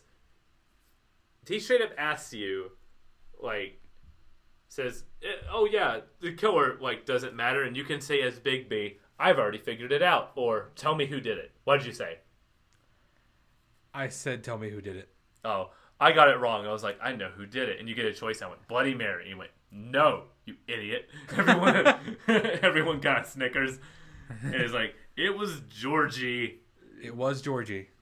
And what pissed me off so much... So, okay, we know why Georgie did it now. That's all been said and done. Yeah. Even with that knowledge, it pissed me off how Georgie acted about it. Mm-hmm. He was like, "Yeah, I killed her. Who cares? What of it? I don't care." And I get why he acted that way, but... he sucks. I hate Georgie. Yeah, I get... That's the point. Like, and I know we're not quite there yet, but let's just say I let him suffer. Yeah, I also did. And I was like, yeah, we're just gonna... Yeah. Like, nah, I'm better than you. We learned that that's probably the more cold option, but I did it. That was probably the coldest. It felt good. It felt good. He's like, we will deal. It's not very corporate here. Quick Man is like, we will deal with this matter internally. This is an internal issue. He was very professional, well spoken. Concerns Fabletown, not you, and like your little club here that runs everything. So I try to take both of them in. And then Crooked Man says something. He goes, "Why mediate when you can just decide?" And there's a mirror in the corner of the room. So Bloody Mary can just appear at any time. Yeah. So she just walks in. She walks on in. So then a fight breaks out here. So you're trying to take him in. Everybody's like saying they don't want the Crooked Man to go, but like just go with him, Georgie. Like just give yourself up. They're throwing him. He says under the carriage. Yeah. Throwing under the carriage to like save themselves. Like hey, just take him down. The people will see that they did a murder. You caught the murderer. Everything goes about according to plan from here on out. Nothing changes. I'm still in charge. You get your person. Fabletown's happy. I'm happy. Everything can go about their business. But Big B's like, screw that. I'm taking you both in. And fight breaks out where everyone's kind of nerfed. Here, yes. You can kind of deal with everybody and just a few punches and a few throws here, but it has to be. Yeah. Otherwise, you're just vastly under. Bloody Mary takes Crooked Man and pieces out. Yep. Into the, like... the factory type of area. What's it called? Well, there's like a portal surrounding the area because you're like in an area separated from everything else. So once you like break a window, they can kind of escape into there. Mm-hmm. But you fight everybody. Do you hit the devil while he's down? I decided not to do that because there's a moment where you throw the Jersey Devil over your shoulder and you pin him down. You can just keep punching him. I think I stopped. I don't think I. Or no. You can stomp on him. Because I remember I did that before at when I was interrogating him at the Lucky Pawn. I like stomped on him to get him to talk. So I was like, I'm not gonna do that again here because it said it swayed me. It said he'll remember that. So I decided not to do it a second time. I can't remember. I might have stomped on him to be honest. It's right there as a prompt. You hit that right trigger. It's so enticing. So enticing there. I beat all these fools. You chase Georgie down, who goes into like the void, and there's a really fun chase sequence. A cool car chase sequence. Where you are not in the car, you literally are chasing the car. They're turning into like the same form of the big bad wolf we saw in part 3. Yeah, where you're running down, which has me whole thinking. I was like, are we still in Fabletown? Are these Mondays who's watching us? Yeah, how's this whole thing that work? was what I was thinking too. There's a bit where you jump over the bridge, and there's a bit where you can choose a car or a limousine. Did you pick the car? I picked the car because I knew Georgie was in it. And then the Crooked Man. The Crooked Man was in the rolls limousine. Up his window. I'm like, I don't know if that would have changed. I don't think that would have changed anything. I don't think so either. Because just the way. Or at least I don't see how it would have. Yeah, because the way this has to play out. But that's a cool moment where you're like, for a second, like, Yeah, it's like, oh. So you chase him down. You turn back into your human form and walk in the club. Georgie's dying. He spills it here. He spills his guts. Yep. While spilling literally, his guts. yeah, while spilling his guts. Faith and Lily wanted to run. Georgie was given the order to take care of it. The girl with the ribbon, I forgot, was a part of the story. So remember last time I talked about how the girl with the ribbon story where the girl takes off her ribbon and her head falls off? Yep. And I was like, she's definitely part of the story that I forgot in the back burner. I forgot this was actually the thing here. Yep. So what happened again, I was like, I did the same thing I did last time. Where I was like, it's definitely tied to the story. And then like the donkey skin stuff, I'm like, oh, I guess not. And then I was like, oh, I'm vindicated. I knew this story. I was right. Yes. Did the same thing again here. I was like, oh no, I hope I didn't spoil it for John. Or I imagine I gave you, maybe it helped because I gave you context for what that story was. It didn't spoil anything for me. Okay, that's good. So yeah, Vivian was the original. So she just tried to remove. What happened here? She removed the ribbon to break the spell, killing herself. She killed herself. Yeah, sadly, but it removed this. It removed so that in effect removed the curse from Nerissa, right? Yes. Essentially, that was okay. I thought that was what that was all for. I just wanted to make sure. Georgie's bleeding out and tells you that the Crooked Man is probably at Shepherd's Metalworks. I left him to die. I walked out. What you can say something? I walked out without saying a word. Say a word. Don't say a word. You go off. Just turn off the light and on your way out. He said, "You." Yeah. Love it so much. It's so cold. Yeah. I think we're in the minority here. I don't know why. Cause I do not know why. Georgie sucked. Yeah, just let the man bleed out.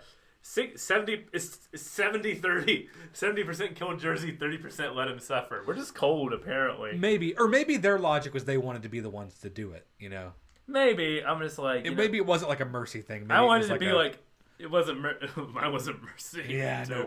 I was like, I'm better than you. Like you're not. Like I was like, you're not who I'm after. You're not worth it. You led me on this whole thing. you killed people, but you're still nothing to me. Like, Yeah. I wanted to be like, I don't care about you. Yeah. Like, he's screaming at me, I don't say anything, going like, I don't care. You're nothing to me. Die on the floor of your club, you sicko. Yep. We do take his advice, though, and we do go to where he believes the Crooked Man would be. And you break the lock to get in, and he goes like, oh, of course, this one bit. That's really short, but yeah, you just break the lock to get in. Yep. So you find out this is where the boxes have been going. There's photos of Snow, Bigby, and Faith on like a big like bulletin board thing here. You hear Bloody Mary speaking to you as you're traveling throughout the building. Really cool monologue here, as like we've heard stories of the big bad wolf. Yeah. It's really cool monologue. It is. You see a silver bullet station here, Yep. where it's being like kind of smithed. So turn around. Mary has the gun on you. Crooked Man's like, oh, well, he's just like, Deal with. Come see me when you're done. come see me when you're done, dear. She takes it right away. She makes a crack at the big bad wolf's mother. I don't remember that. She's like, your mom would just give it to any wind that passed by. Oh. But because if you read the description, Bigby's mom, Bigby's dad is the North Wind. Oh. So Yeah. it's something you wouldn't have known unless you like read that thing. But I thought it was Yeah. such a cool like, because then you get that and you see like the notifications like you have a new Fable entry. So it's one of those things that like you wouldn't have got until after you read it, which you probably would have forgotten that line anyway. But I think I did forget it because of... But because I read all that stuff prior, because I had it all unlocked after my first playthrough, I was reading through it again and I saw the North Wind. I was like, oh. And it makes sense as to something that happens later. I wish they made like a point of it like later. It's like, yeah, my dad's wind. Don't worry about it. Yeah. Which is how he gets his ability to huff and puff. Huff and puff and blow the houses down. Yeah, exactly. It's awesome. That's a really cool touch. I like that. Mm-hmm. So we got our fight here. Pretty cool. I liked this fight sequence. Great, cool. tense, killer ending. We get Bloody Mary's transformation where she breaks off into a bunch of different stuff. And this is what I was talking about, where I wish her design was a little bit cooler. I would like to see, like, there's just a bunch of her. Like, imagine if, like, she made a mirror of herself and all the Marys would just, like, crawl out of her. Oh. Just a bunch of, like, infinite Marys, like, coming through the shattered parts of the mirror. I thought immediately of that scene in Doctor Strange, Multiverse of Madness, where Wanda's just, like, using the mirrors. Yeah. To like reach out of. I was like, that is a real. Bloody Mary's a cool character. I wish they did more with her design. Yeah. There could have been a really cool, like, scary visual. Imagine if Bloody Mary's standing there, and all of a sudden you see like hands reach out of her chest and crawl out of her chest. Oh. Wouldn't that be cool? That was something I thought of. That would be cool, but there could have been some cool Bloody Mary stuff God. here. Really cool fight. You turn into the actual big bad wolf. That's just a big wolf. The final form. He's kind of. I'm gonna say it. He kind of. He was like a good boy. He did. He did. I'm like, this is the less scary. He looked less threatening. He's less threatening than Bigby. Yeah. But yeah, kind of. I was like, look at this doggo. If he was smaller, he would have absolutely been less threatening than Bigby. Oh, he's a good boy. Hey, good boy, go fetch. And fetch he did. He fetched many a Bloody Mary clones. Really cool. Like, there's a bit where one's on your back and you just tip over and like a horse just fall on your back. Yep. Slam. But the final charge where she's doing like the two knives at you and you aim your bite and you just break her in half. Yep. Yeah. Really, really great fight scene. And the huffing and puffing part was great. I liked that. Yes. Charging me in the air. It's a really cool, like, tense fight. It reminds me of the fight, a lot of Terminator references here. The fight in the steel mill from Terminator 2 was one thing that came to mind, especially when you're, like, going through the narrow area and she's just, like, scratching you from the sides. That's Yeah. What it reminded me of. Just, like, the T-1000, like, just stabbing Arnold in random places. Mm-hmm. So... you go to his little alcove where he's like watching the thing play out. He points the gun at you. And this is where all my choices all of a sudden became Spanish. Yeah, you sent me a picture of that, and I was like, "What?" I was like, What? after you told me you beat the game, I was like, okay, I can send you the screenshot. All my choices became Spanish here. Till the end of the game, or just till the end of that sequence? I was able to reload. Okay. Thank God. But that's a weird glitch. Let's see the choices here. When it comes to this very important scene, my choices become ¿Por qué quiere eso? Dígame ahora or no seguir vivo. I'm like, what? Huh? What? Huh? Come again? What if you picked one and then all the characters just started speaking in Spanish for the rest of the game? No, because like the subtitle there was English. That's so weird. What is happening? That's that is such so a weird thing. I had an instance in Life is Strange where where it was like code, like it became like binary for a minute, and then for one choice, and it was fine. What the hell happened here? Very weird. But it gets weird. I reloaded the save and then played the section again, and then it was fine, except for this one scene. You decided to take Crooked Man in. That was in German. Why? Der Crooked Man, like what? Her Crooked Man, like what? So in this scene, you can decide to take the Crooked Man in, or you can just keep going and just push him off of because he's just backing up. He's slowly backing up. Yep. You take him in, right? I take him in. Yeah. I promised Snow I would take him in, so I took him in. That's like the majority option here. But the fact that you can do it is cool. It makes me wonder how that whole end will. I looked it up, and apparently it's just like the trial plays out, except like he's not there to defend himself. There's like, well, you killed him. Now we don't have evidence. So everyone's mad at you for it. Yeah. And you can kind of bide your time until Narissa comes in, who's like, hey, got him. And they're like, oh, that settles it. Yeah, that explains it. So it doesn't change too much, but you do have the option, I guess, the bad ending, to leave while they're yelling at you before Narissa comes in and clears the air. Mm-hmm. So that's like the quote-unquote the worst ending in this game, is you kill him and then leave before Narissa can explain it. So everything's fine. You saved the day, but Narissa everyone hates you. Everyone hates you, and there's still no trust for the. Which is not like for the bureaucracy, yeah. So it's just like the situation is different, the same, but the context for the choices are different, and that's where I think the biggest disappointment for me lies at the end. Like, there's not a lot of like tangible, physical things that are fully different about these endings. Yeah. Yeah, 90% brought in the Crooked Man. Oh, dang. Okay, so yeah. 90-10, yep. Imagine the 10% are people just going back to see what the other ending's like. Yeah, probably. So then we got, like, the scene itself. Even though I am disappointed that there's not more ways to play it out, I love the trial. Yeah. It's very well done. They go back and forth a lot. So it's kind of neat. There's a thing in Telltale games and like a lot of these games where you meet a character who puts a mirror back at you and say, these are the decisions you made and these are how they affected not just you but the people around you. Mm-hmm. This is the one. I think this one does it the best. The trial here is very similar to. I've seen this scene compared to a trial in a game called Chrono Trigger. Ah. Have you heard of that game? Or I've played heard of game? the game, but I've not played it. There's a bit near the beginning where you're running around like the town and doing just RPG stuff, like opening chests, like going into people's homes, stealing stuff.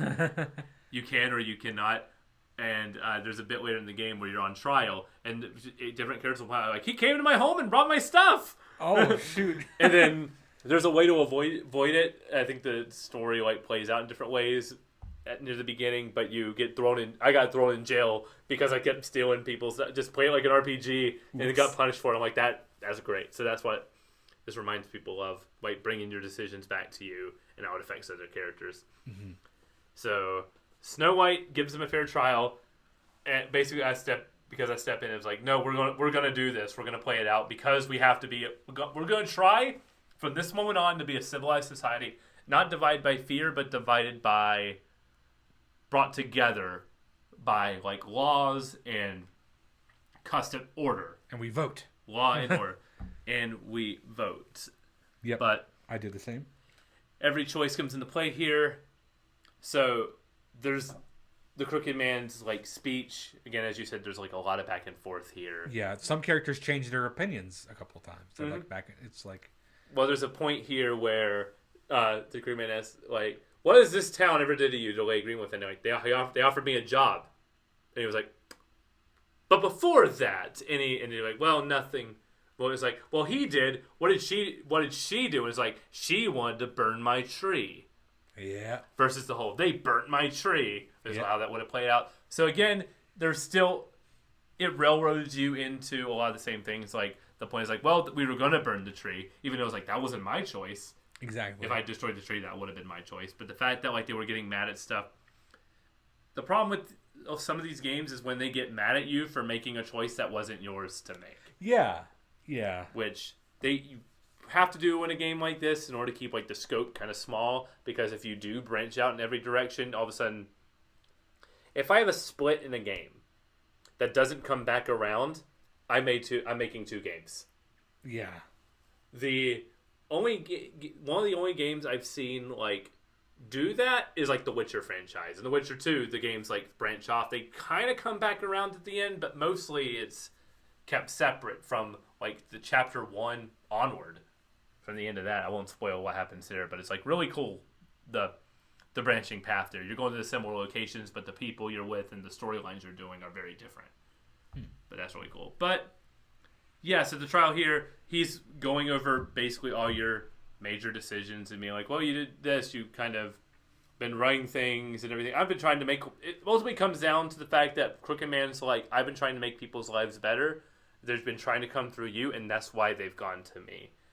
And Narissa comes in, and she can talk to herself, can talk for herself because Vivian killed herself. Yeah, she's able to finally speak the truth. So you have the choice to decide twice, because you're all decided is like, well, we're going to be a democracy. We're going to vote on what the punishment's going to be. But they vote to have you make the final decision. They do. Because you're the main character. That's what happens. Yep. You have the choice you have the option to make a choice, but as soon as you click the button, Crooked Man comes up, puts you in a stranglehold, and starts walking you toward the well. So you have then Bigby bests him, turns around, grabs him, holds him over the well. What do you do? I don't drop him in the well. I don't drop in the well. I imprison him. Same. Because was like, we can have a way to imprison him. I'm like, that seems with magic. So I was like, that seems to be like the just way of doing this. We're going to show that by doing this, we're going to show that like we are a merciful government that will like try to shield and protect you. We're not going to be vicious. We're not going to. But there's consequences for crimes. But there is consequences for crimes. But it is tempting because you hold him there. It's like, all I have to do is hit this button. All I have to do is just. It was very tempting. Ease my grip just a little bit. Just go. It was like so I was going to tempting. save you, but. And then there you go, down the well. But no, it was down the witching well. It was very tempting, but I did not. Yeah, I did not too. I pulled him back, and we imprison him. I love this scene. It's so well done. It frames everything you did in like a neat light. So that's the end of the mystery. Did I talk about what Narissa really does? She comes in and like frames the conversation that, because it's interesting because she points out a kind of a lie here. Where she says she sees, correct me if I'm wrong, does she say she hears the Crooked Man give the order to Georgie, or that he was the one who killed? She heard him give the order. She heard him give the order. That's what I remember hearing. Got you. Even though she doesn't, she just knows that Georgie said that the Crooked Man did it. She made the link a lot more clear than what was, that she filled in the missing link with a lie. That we would have, which makes you feel better about imprisoning him versus killing him. Yes, exactly. Because you're obviously guilty, but the level of guilt maybe shifts with that missing piece of evidence. Mm-hmm. So the Crooked Man's a bird. He turns into a little raven in a cage. Is like I like that Lady Greenleaf was like, I'm going.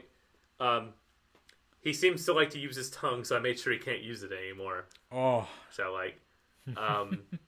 Bigby's business office is busy. Yep. Colin is walking around with a 6-pack of beer. Yep. Gets so angry. I'm like, what are you doing? Exactly. Bigby's like, you're going to get caught. And then Colin's like, what? He didn't even say anything. He just Here's something that didn't change for me. Toad and TJ are off to the farm. Yeah. I was like, Toad, I gave you money for glamour. But here's the thing. Toad says to me, he was like, I tried to give Snow the money, but she wouldn't have given me the glamour.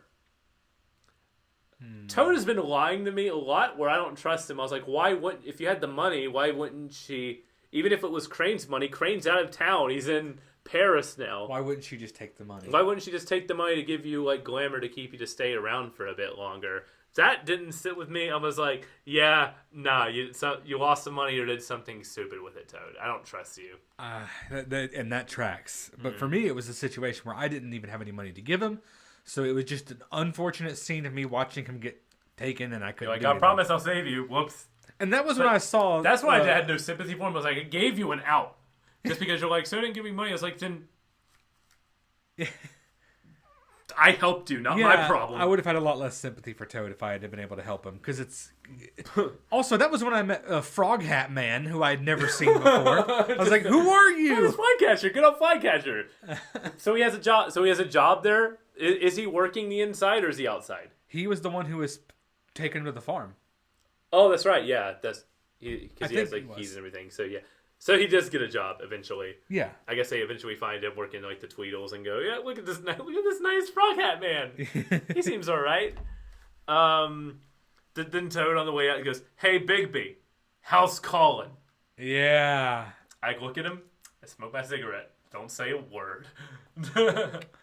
Yeah, that part. Well, because I was like, I gave you an out. Yeah, for me that scene was a lot colder. I gave you an out. Yeah. So I'm just like, you know what? I don't care. Yeah, I wouldn't have any sympathy for Toad if I don't trust him. Like, Snow White didn't take the money. I was like, if you came to me with Snow White, look, he has the money. Just give him the glamour. I was like, there's a missing piece here. Even if he was telling the truth, I wouldn't have trusted him in this moment. This was the most undivisive choice that I saw, according to like the statistics. But so I'm going to assume you let TJ give you the gift to give. I do it in his no. Because that was like, I think it was like literally 2% of people didn't take the gift. Monsters. Yeah, those had to be people. It was worse. 98.5 to 1.5%. Oh my god, those people had to be the ones who were just like trying to see what would happen. Yeah, even then I wouldn't do it. No, because it's like I would want to see how TJ reacted. I would not have wanted to see that. Well, okay. Oh, okay. But you're nice to him because Toad's like, it's gonna be terrible. And then you're like, hey, there's a nice pond for you to swim around in. You don't have to hide from the Mondays anymore. You don't have to hide from the Mondays anymore. You can go swimming wherever you want. They said the big monsters are gonna eat me. It's like, no, you're actually gonna be safer there because you can be you. You can walk around by yourself. It's safer there. You'll get Toad and say, like, stop messing with the kid. Stop trying to make him afraid of this place. I hate Toad at the end of this game. I'm like, I gave you an out. I definitely like him less. I have no trust for... I thought he was funny. I thought he was my boy earlier in the game, but now I don't really like him either. So Nerissa had physical... Nerissa's here. Yes. Just, like, waves you over has an umbrella... Nerissa had physical evidence of corruption. She went to Georgie with evidence to protect her friend. She kind of walks you through now her truth, her side of the story. Mm-hmm. So they had physical evidence on the Crooked Man's corruptions, but they went to Georgie, and that's when they're like, they have it. That's when Crooked Man put out the hit. But she didn't hear this.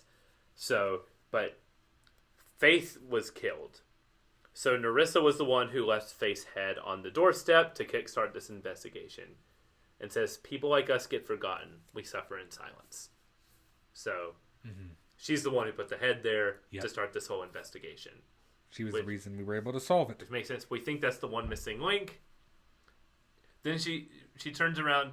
What do you say? What's your saying here to Nerissa? Your last parting words. The final decision. That's tracked. The last true one's not tracked. My final tracked decision, the final words I say to her are, I hope I've done some good here. Yep. Yeah. Majority 55% versus I made a lot of mistakes and none of it matters in the end or just remain silent is 2%. Nerissa's great. Don't be mean to Nerissa. She's helped you out this. I would not be mean to Nerissa. But then she walks away, then turns back and says, you're not as bad as everyone says you are. Which Big B's like, huh, and then thinks about it. That's very familiar. Then the pieces start to come together, and you have the choice to come back to her The end of the game, the last choice. Do you run up to her, or do you let her go? I turned into a professional runner at that point. I run right to her. I let her go. Oh. I'm like, that's done. We got our guy in need. It doesn't matter how I got there at this point. We did it. The town is better off for it. Whatever secrets she has, those are hers to keep.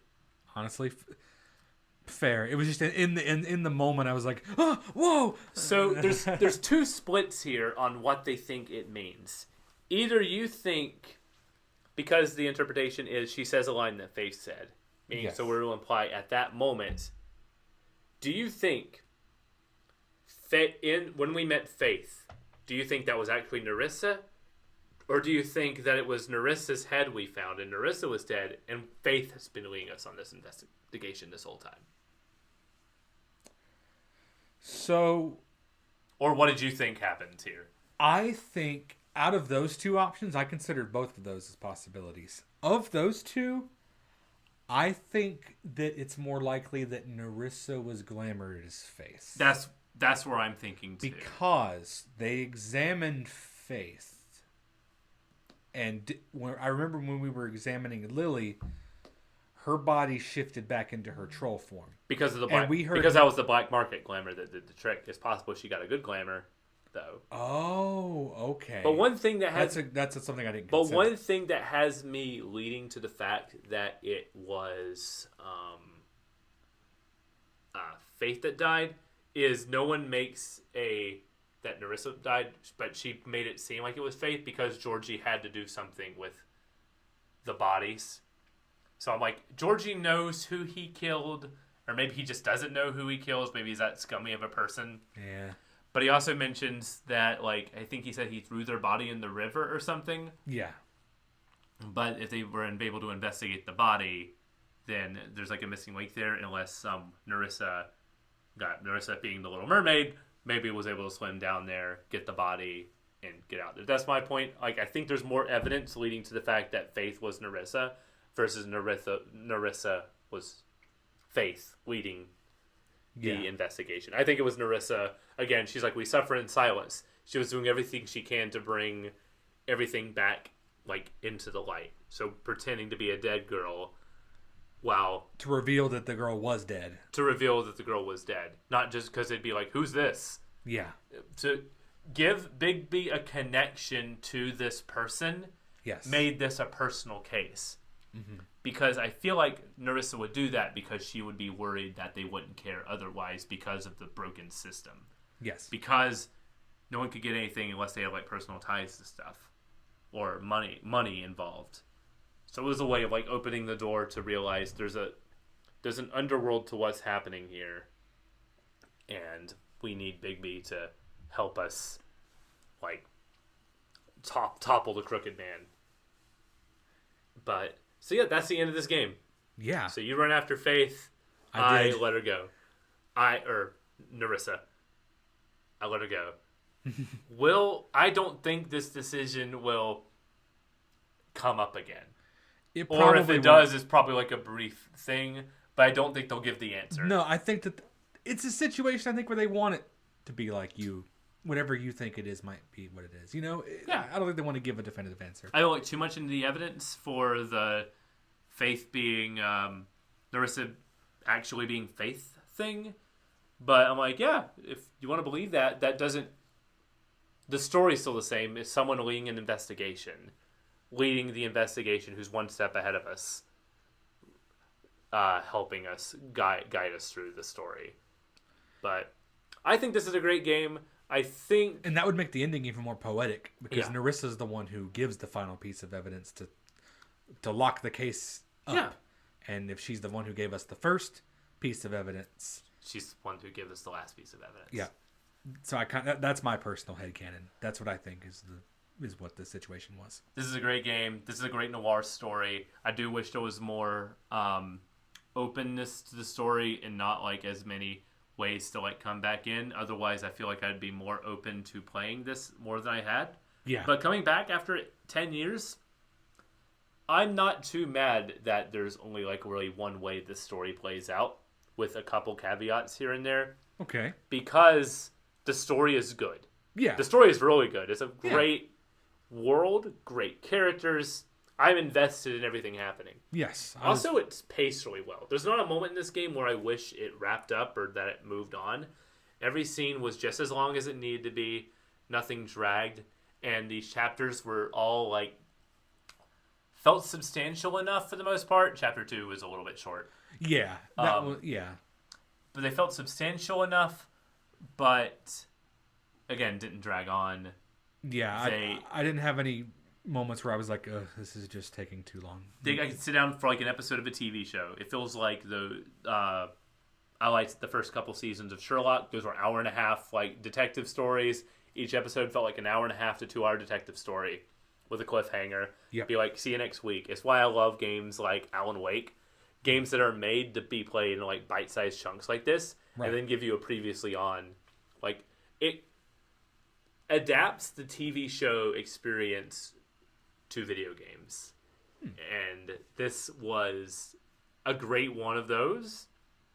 And I really want a sequel. I really want to play the sequel to this. I'm excited to see what they do. Yeah. I'm excited to see if it's like a direct sequel to this. If it still takes place before the books. If it takes place like during the time of the books, we'll have to see. But overall, I'm positive on this game. Yeah. Like, very positive. I really, really like this game. I don't know if I loved it as much as I did when I played it, but that's fine. Yeah. I still very much enjoy this game. I enjoyed it as well. It's probably my second favorite game where it's like a story where my first favorite being Life is Strange. Life is Strange. Yeah. This is my second favorite in terms of that genre. That seems to be like for what I've seen of most people say, it's one of 3 for those stories, for those types of games. It's either like the more modern day adventure, the choice-based adventure games. Yes. It's either like the first season of The Walking Dead, which is also really good, The Wolf Among Us, or Life is Strange. Yeah. Life is Strange is, again, my personal favorite. I love that game. That was a great game. It hides its seams a little bit better, too. Yes. Where it makes you feel like, even though you do come back to it, and it ties the fact that you can't, it always has to end here to the story. Like, it's not just like the story railroading you, it's like time railroading you. Like, you're competing against like this unstoppable force that's putting you to the point. It was always going to end here. You know, from the beginning, it's going to end here. Mm-hmm. It has to be this way. Yeah. So I think it points out its limitations, and I think that's smarter versus something here that makes it seem like you have more. Yes. There's more illusion of choice here. I agree. Versus somebody like Life is Strange, where the like illusion of choice actually is a part of the story, versus like something that it tries to get you to ignore. It makes you think it's bigger than it actually is. A wolf in sheep's clothing, if you will. But that will be it for Wolf Among Us. Overall thoughts, I enjoyed the game. I would give it a 7.5 out of 10. Okay, that seems low. Oh, well, okay. I'm right. not trying to force your decision. No, but you're right. My scale is a little strange. Maybe 8 out of 10. Because I did like it. It was a great game. It's one that I would consider playing again at some point. It's great after you forget everything about it. Yes. So 10 years' time, come back to it, and then you'll be like, I forgot everything. This game's great. That's where I ended up. So I ended up... It makes me interested to play the sequel. I will say that. Yeah, so. I'm interested to see what they do with that thing. They showed off the new Telltale that's back, showed off a little bit of The Expanse, doing a game based on the sci-fi show and the book series The Expanse, and it looks pretty good. I'm excited to see what a Telltale game looks like 10 years after they all looked basically the same. Yeah, true. That would be interesting to see how that goes. So that is it for the Wolf Among Us Game Club. Thank you so much for joining us. But as always, when we end one game club, it's time to start up another. So this will be a game that... Thank you for joining me for this game club, John. Yes, this absolutely. Was great. I'm going to get another guest, or another couple guests, I'm hoping, for the next game club here. Tanner, friend of the show, you might know him from the episodes such as our Super Mario, what makes a Super Mario game. I listened to that one. That one's really good. And our Elden Ring discussion. Yeah. He'll be joining us for a game. We've been deciding stuff. So I never played a game in a very popular series called Mega Man. He was like, we should play a Mega Man. I'm like, is there any like story focused ones that like meet the criteria for like what we typically do? And so he came up with Mega Man Battle Network. Huh. And I'm like, if I'm going to play a Mega Man game, let's make it a weird side story. I'm very excited for this. So I'm going to delve into like the prep for this game. Mega Man Battle Network is a real-time tactics RPG developed by Capcom Production Studio 2. So a quick note, some of the following info comes from translated interviews, so accuracy may vary. We'll start this prep with where Mega Man was as a series in the late 1990s. The mainline series had stalled with Mega Man 8 on the PS1 and Saturn, and had entered a state of several spin-offs, both one-off games and full series, especially in Japan. In the late 90s, we got Mega Man Battle and Chase, Mega Man and Bass, Super Adventure Rockman, Mega Man X4, Mega Man Legends, The Adventure of Trombone, Rockman and Forte. All of these games I listed were released in that window. All spin-off games not tied to the main series. I didn't realize. I knew there were a lot, but Mega Man in the 90s was very huge for Capcom. That and Resident Evil were their two cash cows. Then they could do no wrong with those. They still kind of are. So, yeah, it took a while to come back to that. Yeah, they are again. While Mega Man Extreme, a spin-off of the spin-off series Mega Man X, Mega Man Extreme, was being developed for the Game Boy Color late into the console's life, Capcom set their sights on Nintendo's upcoming portable, the Game Boy Advance. But not for a Mega Man game, at least not yet. Capcom's second production studio began work to have a launch title ready for the GBA. The team began work on a horror game, which would link to a peripheral to monitor your heartbeat while you play. Oh, shit. This was scrapped, as both the team and the company saw the emergence of two things. One, card games. Card games are the rage. You need to make a card game. Yu-Gi-Oh! Yu-Gi-Oh! The Pokemans! Pokemon! And the blossoming internet. So once this new idea started to take shape, it was decided that the Mega Man IP would be used for the game. It's like, hey, we got a game that's gonna sell and is about like joining up people. Let's attach our cash cow to it. So, inspired by Pokemon, because we're approaching the 2000s, the game was given an emphasis on collection, like in this game earning battle chips, and it had a tie-in cartoon series. The game would be designed from the ground up to appeal to kids. Emphasis on head-to-head multiplayer, the aforementioned cartoon series, and an easy-to-draw main character. And a focus on modern technology, because kids were all about that modern technology. One thing I thought of that the main character was going to look more complicated, like more like classic Mega Man, and like, make like the suit more slimmer. This has got to be easy to draw. We want kids to like draw this on their like school notebook in the middle of class while they're thinking about this game. I mean, it could be like, what's that? And then they'll be like, oh, that's Mega Man. And then they'll... Because when you think about like the designs of like some like Pokemon at the time, they're very simple to draw. It's just like, especially like some of the earlier ones, like any kid could like draw like a half-hearted Pikachu if they wanted. Any kid could draw a Voltorb. Just a ball. Any kid could draw a Voltorb. Oh, that's a Jigglypuff from the top down. Oh, shoot. Darn it. I love that episode.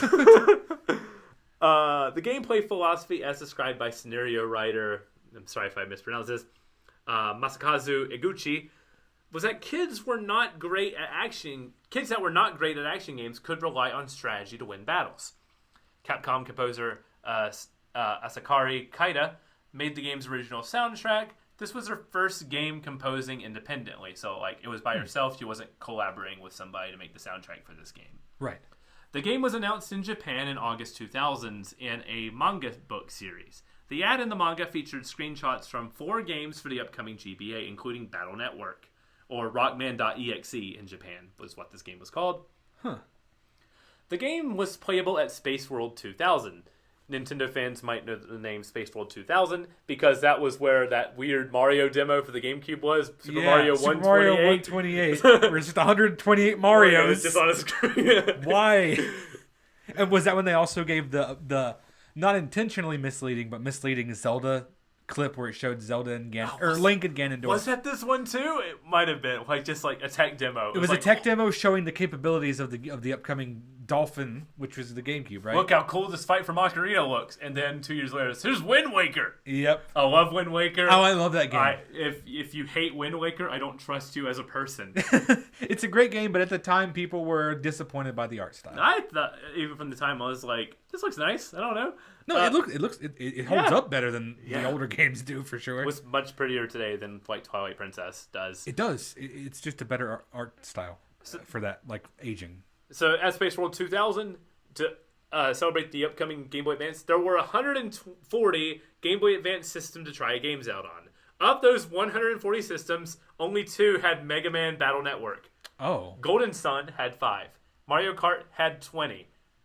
You're not going to be able to guess this, but guess what game had 60? Pokemon Ruby and Sapphire. No. Oh. Silent Hill. What? Yes. I was going to say, wait, no, that was too early for Ruby and Sapphire. Shoot.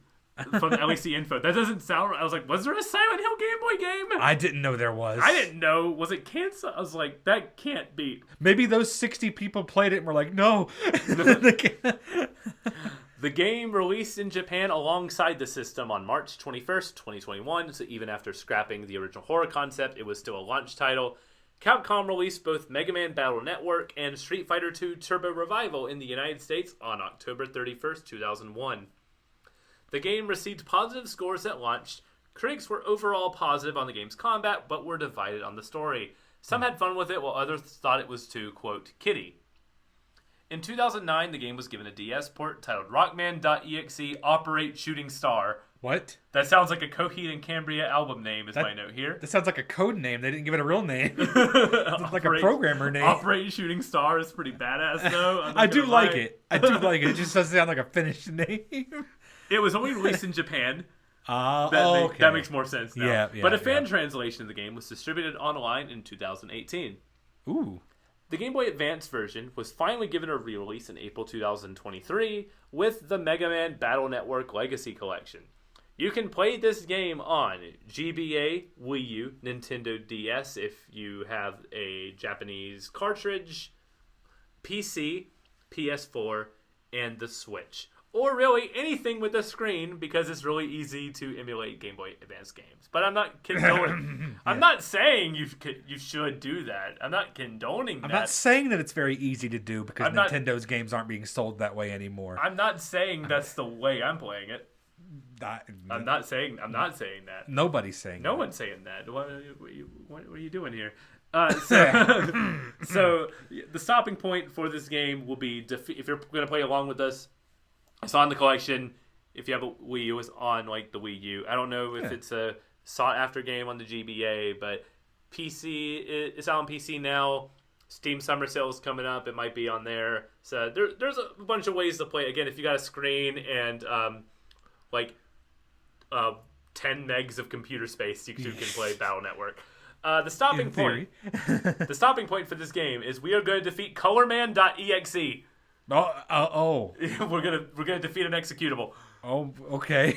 You're gonna execute the executable. Yes, exactly. Color Man.